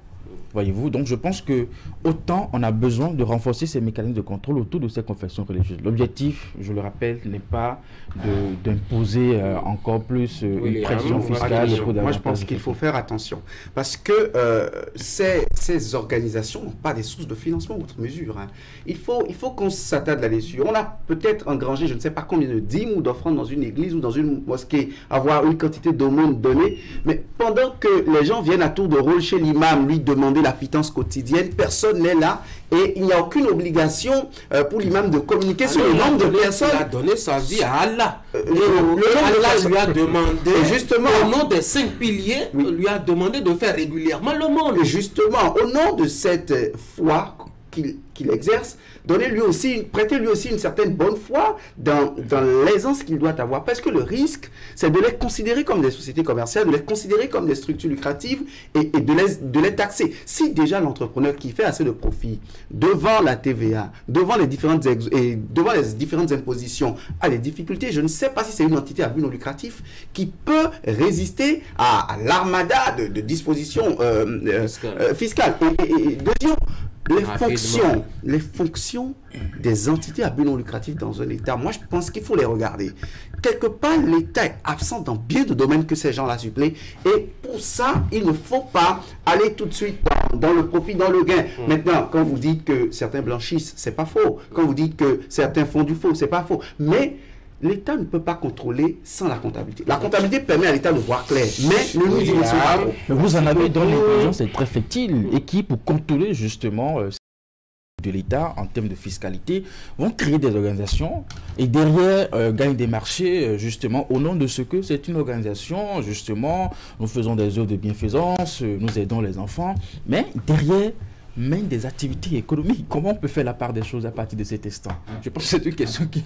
Parce que ça existe.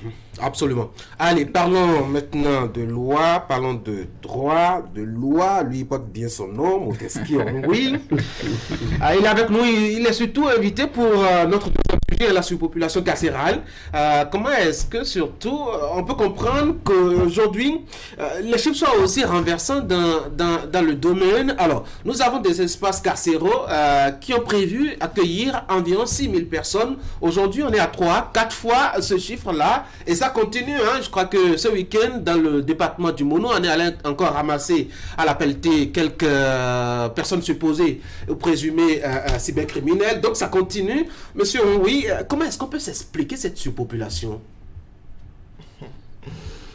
Oui, vous avez commencé par le dire. Hein. Nous avons un espace assez restreint disponible pour l'effectif qui figure, bien qui séjourne actuellement. Vous avez par exemple des établissements censés accueillir 150 personnes privées de liberté, mais on se retrouve à 600, 800 personnes dans l'établissement.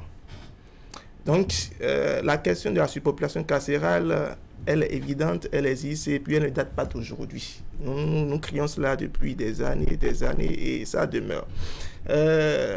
Depuis, disons, la gouvernance conduite par le président actuel de la République, nous avons, disons, un dispositif normatif qui devrait quand même concourir à la réduction de la population carcérale. Vous prenez le Code de procédure pénale qui prévoit des dispositions en faveur des mesures alternatives. On va observer justement les solutions qui peuvent nous aider à diminuer ce volume-là. Mais déjà, comment est-ce qu'on en est arrivé là? Comment on en est arrivé là? C'est justement, disons, le contraste entre la réalité et ce qui est prévu par les tests. Par exemple, vous en avez qui sont en détention aujourd'hui et qui ont passé plus de temps que la peine encourue pour le fait pénal qui a été commis.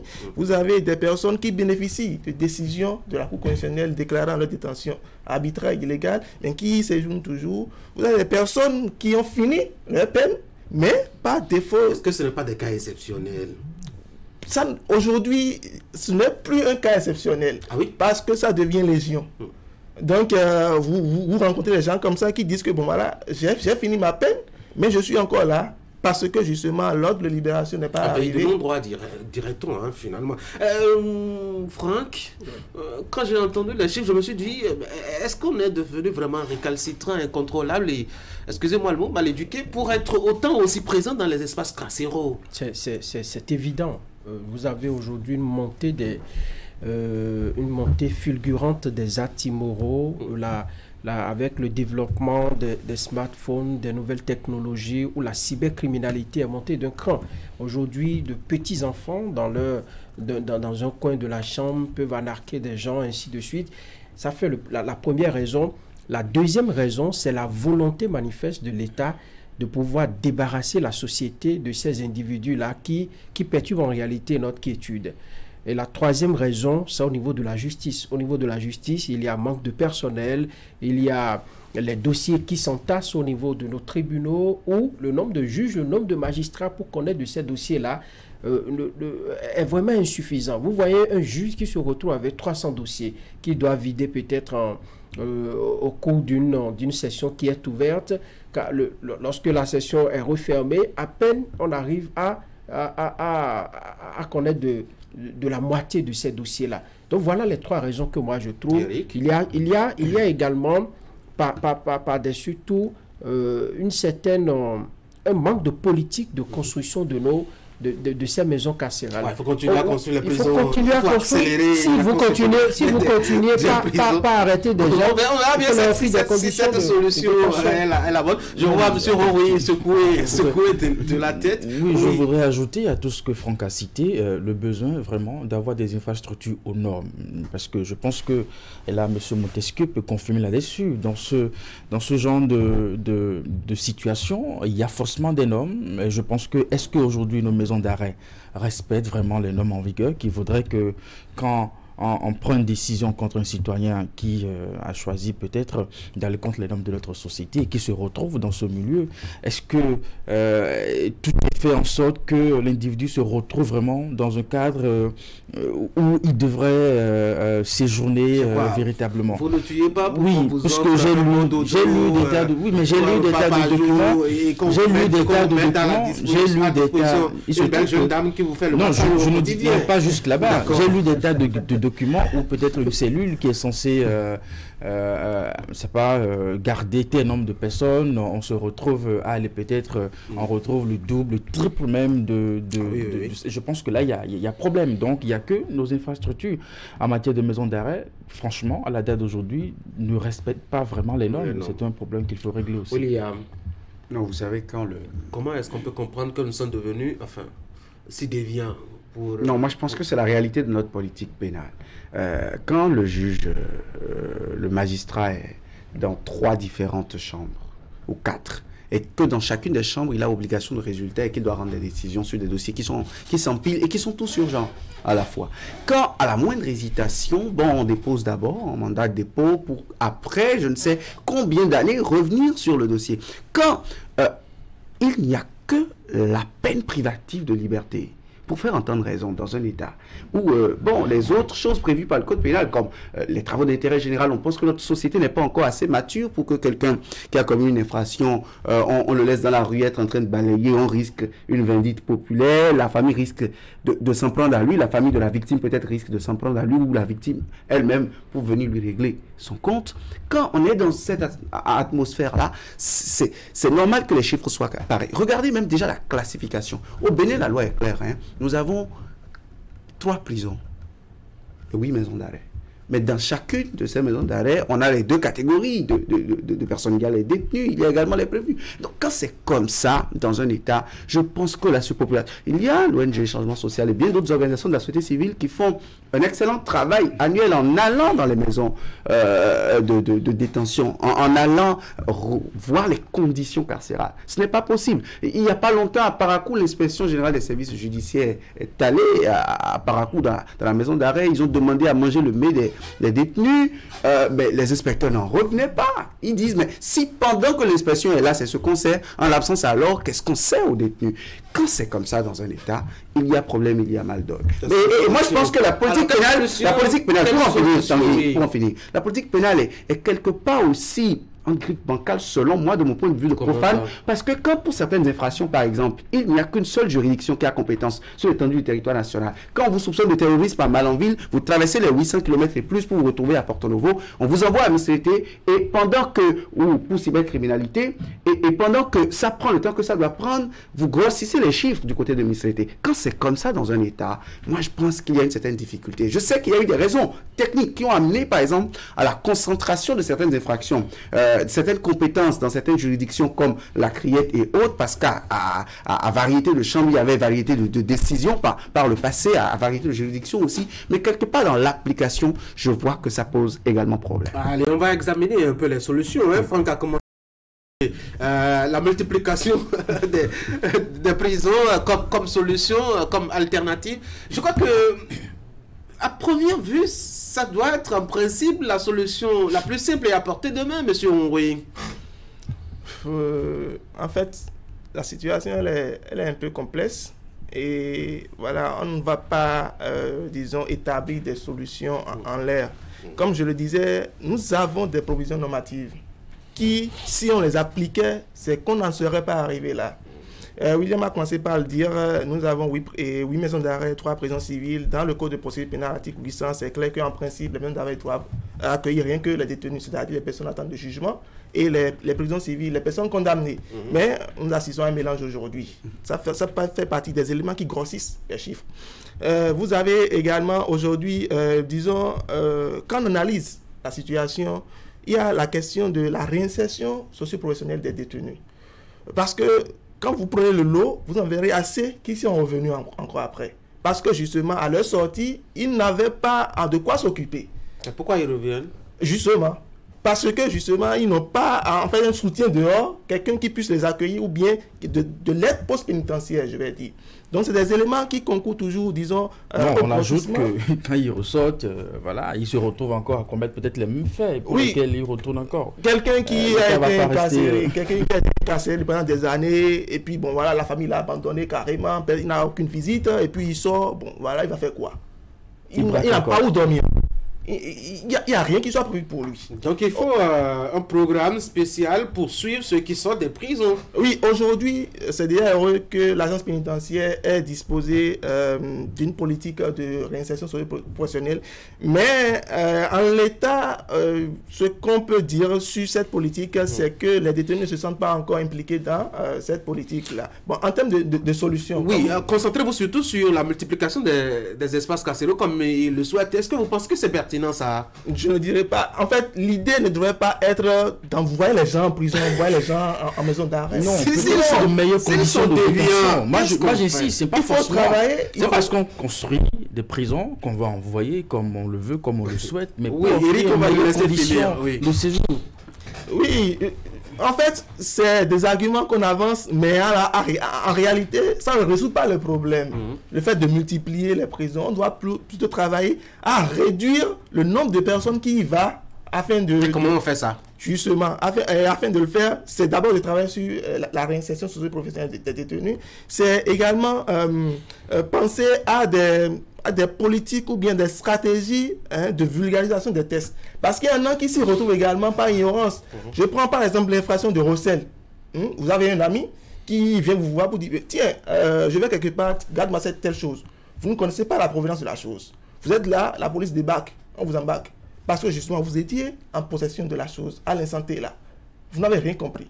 C'est des infractions que d'autres commettent par ignorance. C'est pour ça qu'il faut les donner ça à l'église. Aujourd'hui, vous savez, il y a eu un colloque la dernière fois, un colloque sur la modernisation de la justice, où des recommandations étaient formulées. Tout à fait, on va venir là-dessus. Autre recommandation pour contribuer justement à la réduction de la surpopulation carcérale, il est prévu par exemple le respect des délais légaux en termes d'information judiciaire. Il est aussi prévu à ce qu'il y ait une reddition de comptes annuels de la part des juridictions. Ce sont autant d'éléments qui peuvent participer plutôt. Je crois que ce dernier élément il est important parce que vous êtes là, personne ne sait que vous êtes là, personne ne rend compte à personne, et puis vous êtes là, vous baillez à longueur de journée. Si on se souvient de vous, on vous donne un repas par jour ou tous les 3 jours. Et bon, ils en ont 2 par jour.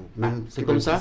Ça c'est heureux. Oui, je veux bien vous entendre, William, sur cette solution qu'il faut agrandir nos prisons et il faut la multiplier. Moi, je pense que ce n'est pas une solution. Je pense plutôt que dans un État comme le nôtre, il faut développer les méthodes alternatives à la détention.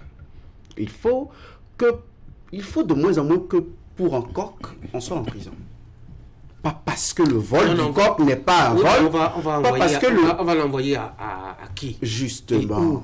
En fonction de chaque sociologie, on développe des stratégies par rapport à certaines infractions. Je ne demande pas d'importer les méthodes alternatives à la détention en Europe, ici en Afrique, ça ne va peut-être pas marcher, parce que nous n'avons pas les mêmes réalités. Mais dans la prison, on l'a importé, ça n'existe pas dans notre histoire et dans notre sociologie, la prison. Bon, encore que pour moi, c'est une nécessité qu'à un moment donné, des individus soient mis à l'écart pour qu'on les rééduque. C'est parce que nos maisons carcérales ne jouent pas la fonction de rééducation de ces détenus. Moi, je pense que ce n'est pas une solution et que la solution, l'une des solutions pour moi, c'est la reddition de comptes. J'ai entendu, par exemple, le président Gbela Métor à l'ouverture, à la rentrée judiciaire de cette année à Cotonou, à la cour d'appel de Cotonou, faire un certain bilan des différents dossiers. Moi, je trouve qu'il n'y a pas eu de très grandes avancées. Il a essayé d'expliquer, par exemple, que c'est la disponibilité de magistrats, que certains ont été appelés à d'autres services.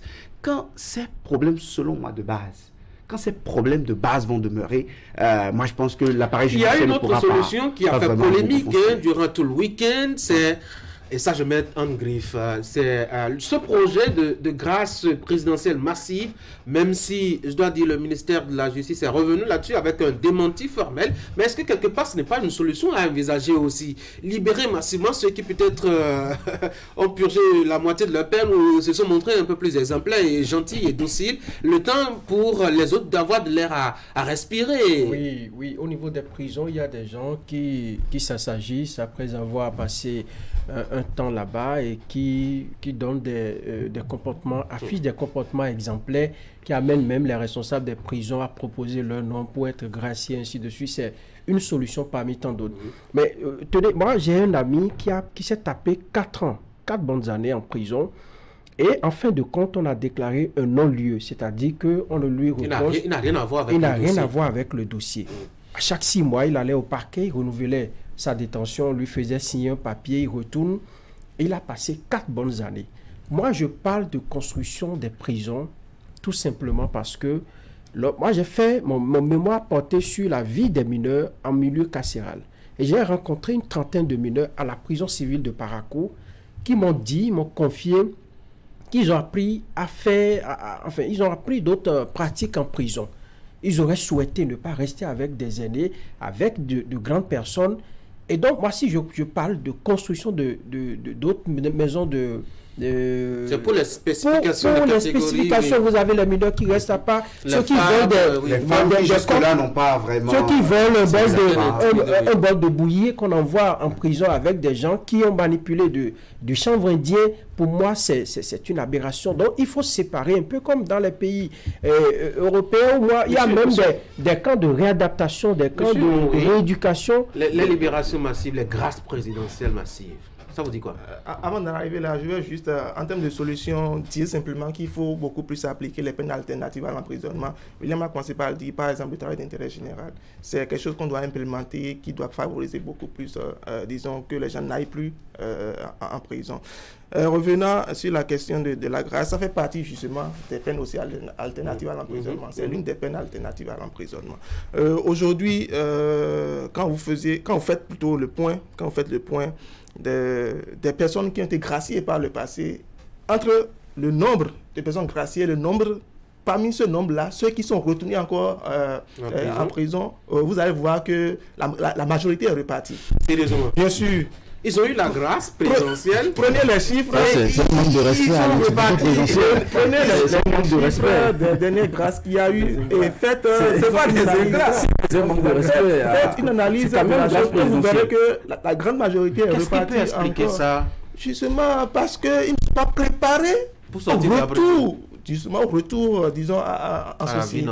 C'est comme ça. Nous, on a réalisé une étude sur l'Office du juge de la liberté de la détention en 2019 et son impact sur la surpopulation carcérale. Et le rapport est disponible, vous verrez les chiffres, tout ce qu'on a dénombré. On en est arrivé à identifier des infractions qu'on peut qualifier de faible importance. Et la politique pénale du gouvernement aussi l'a dit. Puis, il faut être rigoureux envers ceux qui commettent des infractions de confort que envers ceux qui commettent des infractions de survie. C'est quoi c'est tout le contraire. Les infractions de survie. Voilà. 2 milliards, 3 milliards là. Ce sont les infractions de confort, ça. Ça, c'est les infractions de survie. Vous allez voir quelques heures pour manger.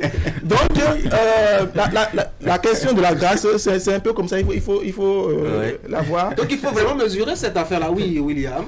Oui, bon, après l'espèce, je ne sais pas quoi ajouter. Mais moi, je pense très, très sincèrement que, oui, catégoriser les prisons. Par exemple, la situation des femmes.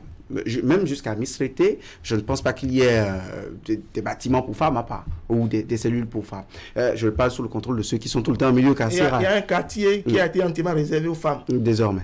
Ah, ok, d'accord. Un quartier entier. Donc, quand c'est comme ça, je comprends Franck dans son souci de respect de la condition. Et ça va me faire parler peut-être des conditions sanitaires également, des infirmeries avec des médecins externes, mais qui n'arrivent pas à prendre en charge cette masse. Quand bien sûr. Vous voyez ce nombre de personnes, c'est pas possible. Donc là, on parle de l'amélioration des conditions de la détention. Mais pour de moins en moins faire place à une surpopulation carcérale, je pense qu'il y a également des infractions dont les politiques pénales doivent être revues. La cybercriminalité, moi ça me tient à cœur. Le jeune homme de 18 ans qui commet une infraction digne du nom, comme la cybercriminalité, et qui pour moi va passer 10 ans en prison, sort à 28 ans, et doit se chercher une femme, un emploi, pendant qu'il a passé le clair de son temps de validité, dans une maison de détention qui ne lui a substantiellement rien appris, qui a peut-être hypothéqué son éducation, de son propre fait, je l'avoue, parce qu'il a mal agi. Pour moi, ce n'est pas la meilleure façon de réprimer la cybercriminalité. Et c'est 1000, c'est 1500, c'est 500. Est-ce qu'il faut créer une école spéciale pour les détenus? Justement, nous avons les cerveaux. Des cours ou bien leur créer des ateliers de formation spécifiques. Comment est-ce non, je ne veux pas monter. On peut travailler à l'après vie carcérale. Moi, je ne veux pas monter sur des chevaux qui ne sont pas miens. Je pense qu'on a des cerveaux en matière de droit pénal au Bénin qui peuvent réfléchir. Je pense qu'on peut pousser encore un peu plus loin. Et on peut implémenter le voilà un cavalier quand même. On va lui poser la question. Oui, vous qui connaissez bien le milieu, est-ce que vous pensez véritablement qu'il faut peut-être construire une société à part pour ces gens-là? Parce que leur créer leur école, leur créer leur centre de formation, leur créer leur espace de vie, puisque l'espace carcéral, c'est quand même un espace de vie, c'est leur créer leur société à part. Donc, ce n'est pas créer une société à part. Vous savez, celui qui commet une infraction, il a un produit de la société. Il a commis un fait social. Et la société l'a réprimé pour le ramener sur le droit chemin en griffe. Donc, il appartient encore à la société, en fait, d'organiser ce qu'il faut pour qu'il puisse adopter les meilleurs comportements désormais. Et pour cela, je ne dirais pas qu'il faut créer une société à part pour ces personnes-là. C'est beaucoup plus travailler à leur réinsertion. Ça me tient beaucoup à cœur, moi. Travailler à la réinsertion des personnes privées de liberté. Et travailler à cela, c'est préparer leur retour à la vie en société après qu'ils aient épuisé les peines pour lesquelles ces personnes ont été condamnées. Donc, c'est aujourd'hui beaucoup plus travailler sur la politique de réinsertion socio-professionnelle de ces personnes-là. Et cette politique ne doit pas être conçue sans ces personnes-là. Il faut également étudier les perspectives professionnelles de ces personnes-là et la rimer avec ce qu'on veut leur proposer. Parce qu'une chose est de préparer, est de penser, de monter une politique vraiment qu'on va faire monter par des experts, mais une autre chose est de l'adapter, disons, aux perspectives de ces personnes-là. Parce que vous aurez fait un diagnostic, établi une thérapie, mais qui sera fausse par rapport à la réalité, par rapport aux cibles de cette thérapie-là. Eric? Non, je pense que ça soit la nécessité de revoir la politique d'insertion, le besoin de renforcer les infrastructures au niveau des maisons d'arrêt et aussi revoir les conditions dans lesquelles ces peines sont données, de sorte à éviter pour quelqu'un qui, après 4 ans, on se rend compte qu'en réalité n'a rien à voir à un dossier. Ce sont des moyens qu'il faut explorer pour venir à l'objectif vraiment de pouvoir réduire la population carcérale, pour justement permettre aussi à ces personnes qui se retrouvent dans les lignes de la détention de pouvoir finir leur peine dans de bonnes conditions. Parce que ça aussi, on n'en parle pas assez souvent. Quand bien même on réduit la population, est-ce qu'une fois là-bas, nos concitoyens se retrouvent vraiment dans de bonnes conditions de détention? William a évoqué la situation sanitaire de ces personnes, l'alimentation, surtout quand on a aussi affaire à des mineurs, à des femmes. L'accès à l'eau. L'accès à l'eau potable, à l'électricité. Comment est-ce que véritablement ces personnes, comment est-ce que l'État prend soin de ces personnes une fois que l'État a décidé de les sanctionner? Ça devrait aussi nous intéresser parce que ça fait partie aussi des questions de droits de l'homme. Moi, j'avais du mal à croire, mais récemment, la Commission des droits de l'homme a pu essayer de faire une forme d'activisme pour sortir quelqu'un qui a déjà fini de purger sa peine, mais qui était toujours là parce qu'on a oublié... Ils ont fait un grand boulot avec un certain nombre de justement. Donc, si ça s'est arrivé à ce citoyen, imaginez encore le nombre de concitoyens qui se retrouvent dans ce genre de conditions quand bien même ils ont fini de purger leur peine. Les gars, moi, j'allais dire, on peut également résoudre le problème autrement au niveau de nos OPJ. Il faut leur donner les moyens parce que c'est sur la base du rapport qu'ils envoient aux juges qu'on dépose souvent. Parfois, ils ne font pas, le travail n'est pas bien fait. Et on dit simplement, telle personne, on l'a retrouvée à tel endroit, à telle heure. Et donc, il est présumé. Quand ça arrive devant le juge et dans les questions-réponses, le juge ne voit pas quelqu'un qui le convainc, il dit va rester d'abord là-bas, le temps qu'on réfléchisse. Le temps que le même c'est un chantier vaste. Encore que là, le procureur de la République ne sera pas d'accord avec lui, vous dira que c'est à lui de déposer ou non et que l'OPJ n'a qu'à lui recouper des informations. Oui, je pense que l'information est mal recoupée. Ça peut influer sur... Effectivement, il y a ce travail-là aussi qui doit se faire au niveau des commissariats parce que, vous voyez, il y a des infractions, par exemple, qui relèvent du fait civil. Des infractions civiles, mais voilà, je ne sais pas par quelle alchimie, par quelle magie, on en arrive à donner un caractère pénal, disons, à l'affaire. Donc, la personne va en détention. Absolument. J'ai suivi personnellement un dossier comme ça où le monsieur il devait à son propriétaire. Il a passé 6 mois gentiment à donc peut-être c'était une détention préventive. Ah oui? Qui sait? Ou il a abusé peut-être de le temps pour lui de montrer les ressources. On peut qualifier. Oui, mais s'il n'a pas réussi à payer son... On n'avait pas les éléments en présence parce qu'il ne suffit pas de savoir qui doit à son propriétaire. Je suppose même que, enfin, je ne sais pas quel caractère pénal on peut donner à quelqu'un qui n'a pas payé son loyer. Vous n'êtes pas juriste et nous on n'est pas experts C'est moi, le gars dit je n'ai pas les moyens, vous sortez ces affaires et vous allez l'appeler à la selon quelle législation? Si là-bas, il ne donne aucune garantie de pouvoir payer, même de pas tempérament, comment vous appelez ça, pas échéance. Il faut le déposer. Bon, quand on le dépose, il arrive maintenant à payer par tempérament. Il ne donne pas, il ne rassure pas le juge. Oui, quand on le dépose, il arrive à payer par tempérament. On le corrige pour qu'il ne... On aura encore le temps d'en discuter, hein, parce que nous, on va très bientôt lancer les rapports qu'on a fait sur le minerai carcéral pour 2023. On va bientôt lancer et vraiment, il y a assez de choses dedans. Je vous conseille vivement de prendre contact avec Franck Aounou. Il y a un bel espace qui pourrait vous donner assez de temps pour, ma foi, présenter vos travaux. C'est zone franche. Ça vous permettrait quand même de vous étendre un peu sur tout le travail que vous faites et les précisions à avoir sur la réalité carcérale chez nous au Bénin. Mais de toute façon, hein, Actu Matin vous est disponible, ouverte. Venez quand vous voulez. Même demain matin, je vous accueille. Bonne journée. Mesdames et messieurs, on va faire une pause. Juste après, vous allez suivre Immersion de Ouliat Sanoussi qui nous propose d'aller découvrir l'activité d'un homme. C'est un graphiste de métier. Il s'appelle Urbain Rondagnon. Vous allez suivre la réalisation de Ouliat Sanoussi et Moufid Sabouran. Et juste après aussi la revue de presse de Assemo Kanye Assemo. Moi, je reviendrai par ici vous dire merci. Chaque jour est une nouvelle opportunité pour faire bouger les choses.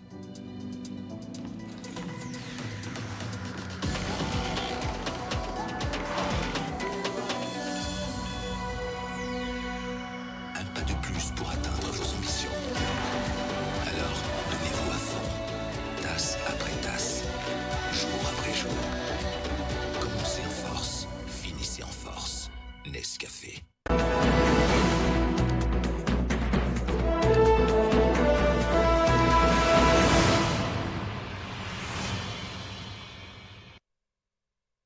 Monsieur Urbain Rondagnon, qu'est-ce qu'on peut comprendre par le graphisme et qui est le graphiste en fait? Pour donner une définition terre à terre, madame, on peut dire que le graphiste est un professionnel de la communication visuelle et qui conçoit des solutions de communication visuelle.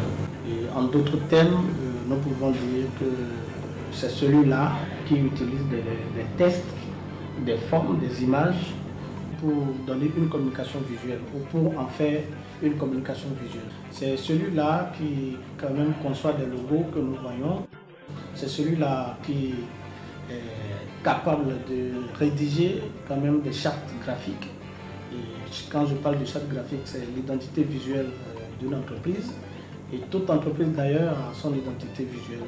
Un graphiste, c'est aussi un monteur de journaux. Un graphiste a un champ très vaste pour l'exécution de sa tâche.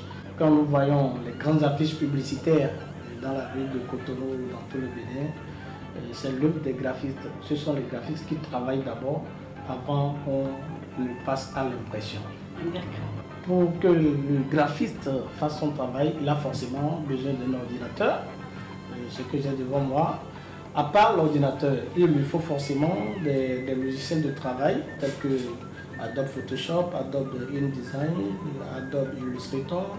Nous avons Inkspress, nous avons, pour ceux qui font de la 3D, nous avons la C4D, Cinema 4D, nous avons After Effects. Mais le graphiste a plus essentiellement besoin de 3 grands logiciels forcément, à savoir Adobe Photoshop, Adobe InDesign et Adobe Illustrator pour faire son travail. Je vais vous proposer de faire un fait-pas pas comme les autres quand même. Avec les téléspectateurs, comme vous nous proposez un fait-pas, nous allons ensemble découvrir la réalisation de ce fait-pas. Là, vous devenez ma cliente qui m'a commandé, et je prends les encres. Et tout de suite, ce qu'il me faut, premièrement, c'est que j'ai déjà les informations à mettre sur le fait-pas. Et dès que j'ai les informations, je vais lancer maintenant mon logiciel de travail.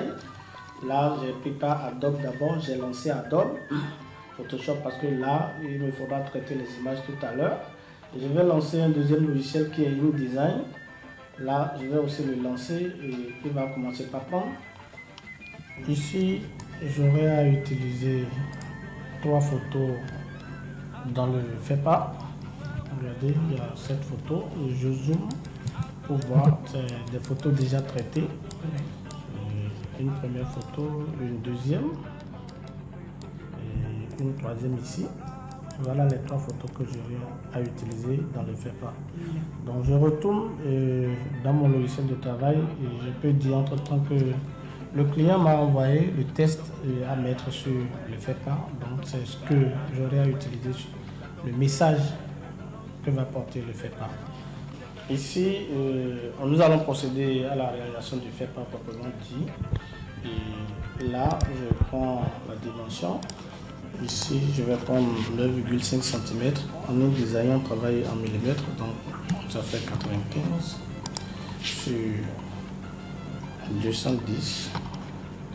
Là, je vais 4 pages. À cette étape, qu'est-ce qu'on va faire? Là, je vais faire quelque chose pour que vous puissiez bien voir. Vous voyez, je sais que là, je vais importer maintenant la photo parce que le nom est déjà là. Ce qu'il faut faire. Je vais importer la photo. Voilà. Vous voyez, la photo vient et voilà déjà la première page qui est faite. Nous allons faire une disposition parce qu'on a fini de monter les 4 pages. Voilà, le FEPA est prêt. Maintenant, je vais procéder à un montage avant d'aller à l'impression.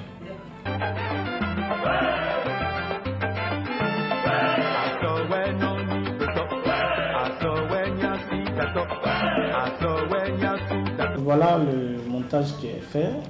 On va passer à l'impression. L'étape de l'impression est lancée. Oui. On va aller vers l'imprimante, c'est ça? Oui, on va prendre tout à l'heure les imprimer sur la machine et nous allons procéder à la finition. D'accord. On y va? Oui.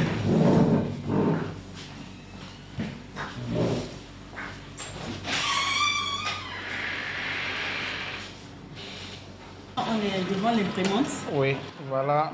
Vous allez voir que ça va sortir. Voilà. Et voilà les 3 pages que j'ai lancées tout à l'heure. Et maintenant, nous allons procéder à la finition et vous présenter le FEPA. Quelles sont les difficultés que vous rencontrez quand vous faites ce travail-là? Bon, est-ce qu'il y a des difficultés? Ça n'en manque pas. Comme je vous l'ai dit, avec ça, vous pouvez facilement vous couper les doigts. Mais sur l'ordinateur, vous pouvez peut-être vous donner vos fichiers. Et si par exemple votre disque vous lâchez, vous pouvez facilement peut-être tout vous donner. Et quand vous êtes plus face à l'écran, vous pouvez aussi avoir des mots de jeu, pourquoi pas. Dites-nous d'où est née cette passion pour le métier? C'était en classe de 4e, j'avais déjà fait l'informatique et j'étais passionné de ça. Et en 2007, si je ne me trompe pas, j'entendais parler de ça et je me suis lancé dedans. Et c'est un métier très passionnant. Et je le dis souvent que même depuis votre maison, vous pouvez gagner de l'argent. Voilà. Il faut prendre soin de la finition parce que quand l'échantillon que vous voulez présenter n'est pas joli, le client peut rejeter votre travail. Voilà ce que ça présente. Il y a 2 choses que je dois faire en plus. Il y a ce que nous appelons des aiguilles. Donc, maintenant, il reste encore une petite finition. Je perce. Ça, c'est un appareil. Là. Passe. Et je mets mon anneau. La finition. Ici. Oui. Et là. Voilà le produit fini. Le FEPA, il est très bien fait. Voilà. Un 4 feuillères. Il faut dire aussi que nous faisons quand même de la 3D et d'ici à là, c'est un truc qui va aussi prendre plus que ce que nous voyons, la 3D et le motion design aussi. Vous savez, on ne finit jamais d'apprendre. Vous auriez remarqué tout à l'heure dans la salle que nous formons des gens. Nous aussi, on a quand même besoin des formations. Si le gouvernement peut penser aussi à nous, faire des formations de haut niveau, nous sommes prêts à participer à ces formations-là. Et je l'ai toujours dit, ici au Bénin, nous avons quand même des chances bien pour satisfaire nos besoins en création graphique. Et pour dire un mot, c'est remercier en immersion sur Actu Matin qui sont venus me rendre visite ce jour. Je suis tellement content. Et pour faire sortir quand même ce que nous faisons comme travail en tant que graphiste et designer.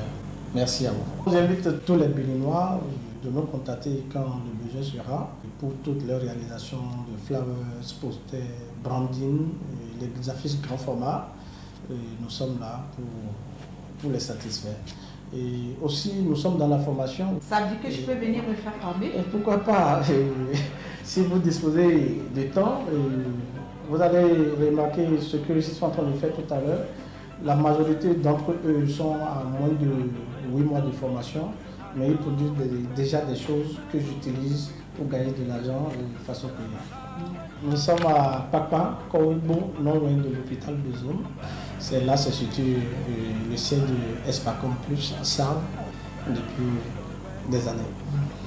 Merci Monsieur Urbain Moundayon. Chers téléspectateurs, nous sommes à la fin de notre immersion. Merci de nous avoir suivis. Rendez-vous mardi prochain.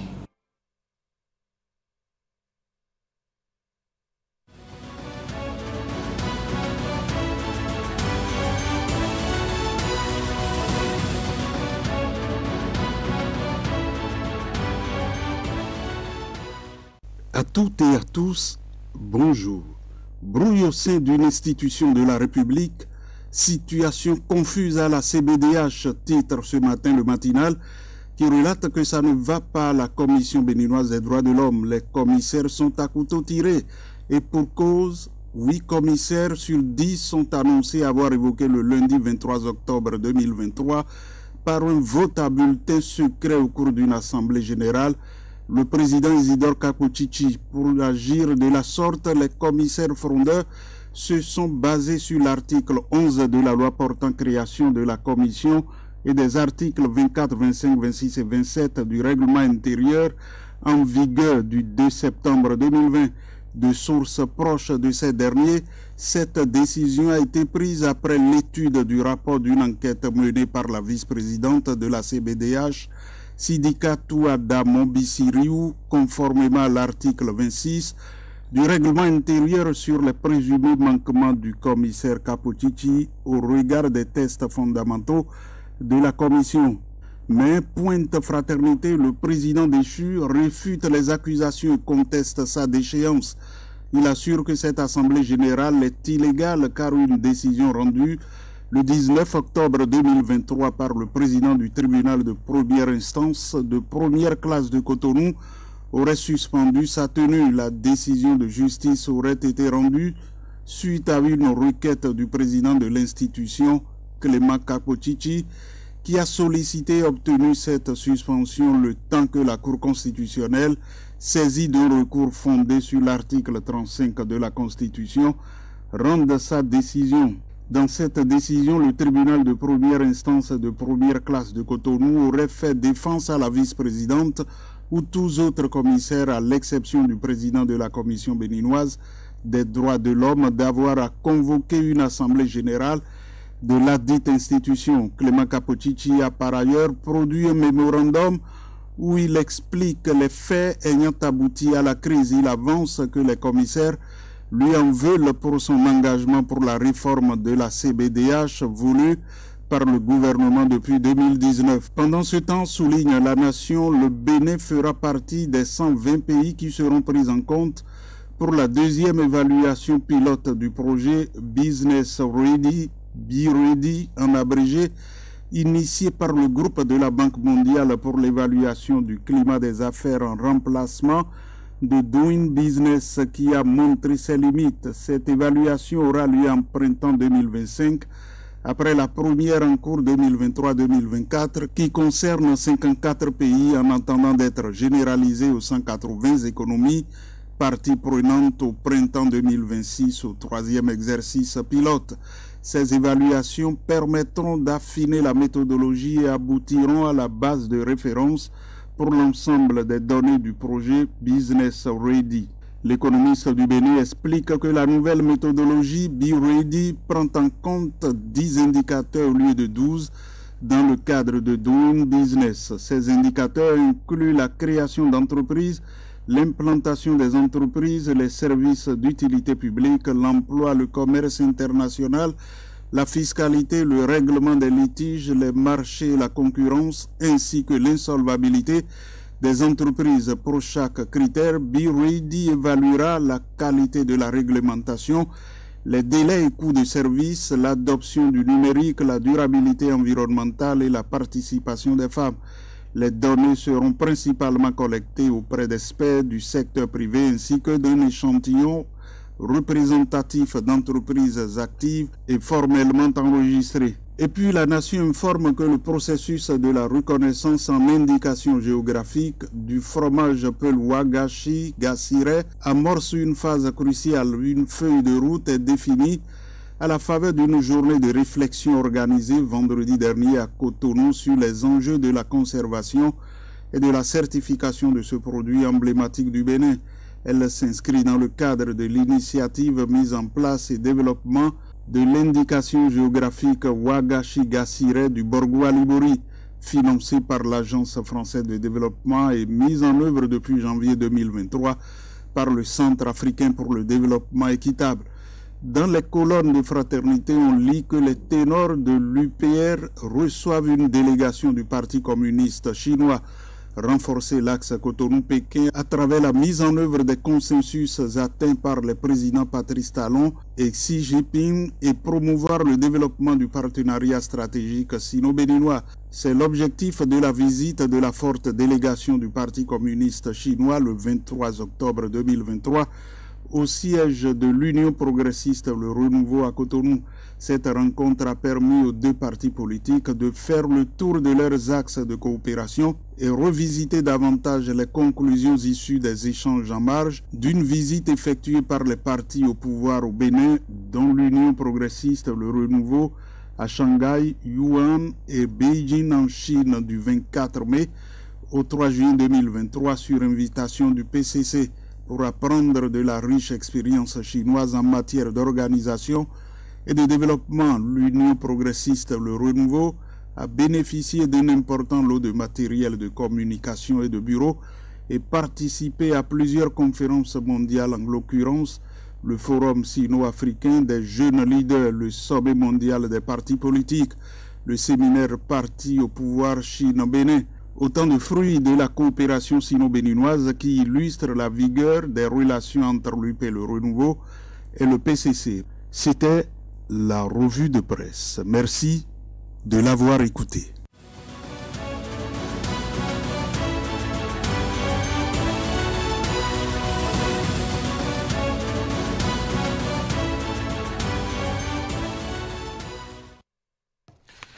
Mesdames et messieurs, c'est la fin d'Actu Matin. Merci d'avoir été là. Vous passez une très bonne journée.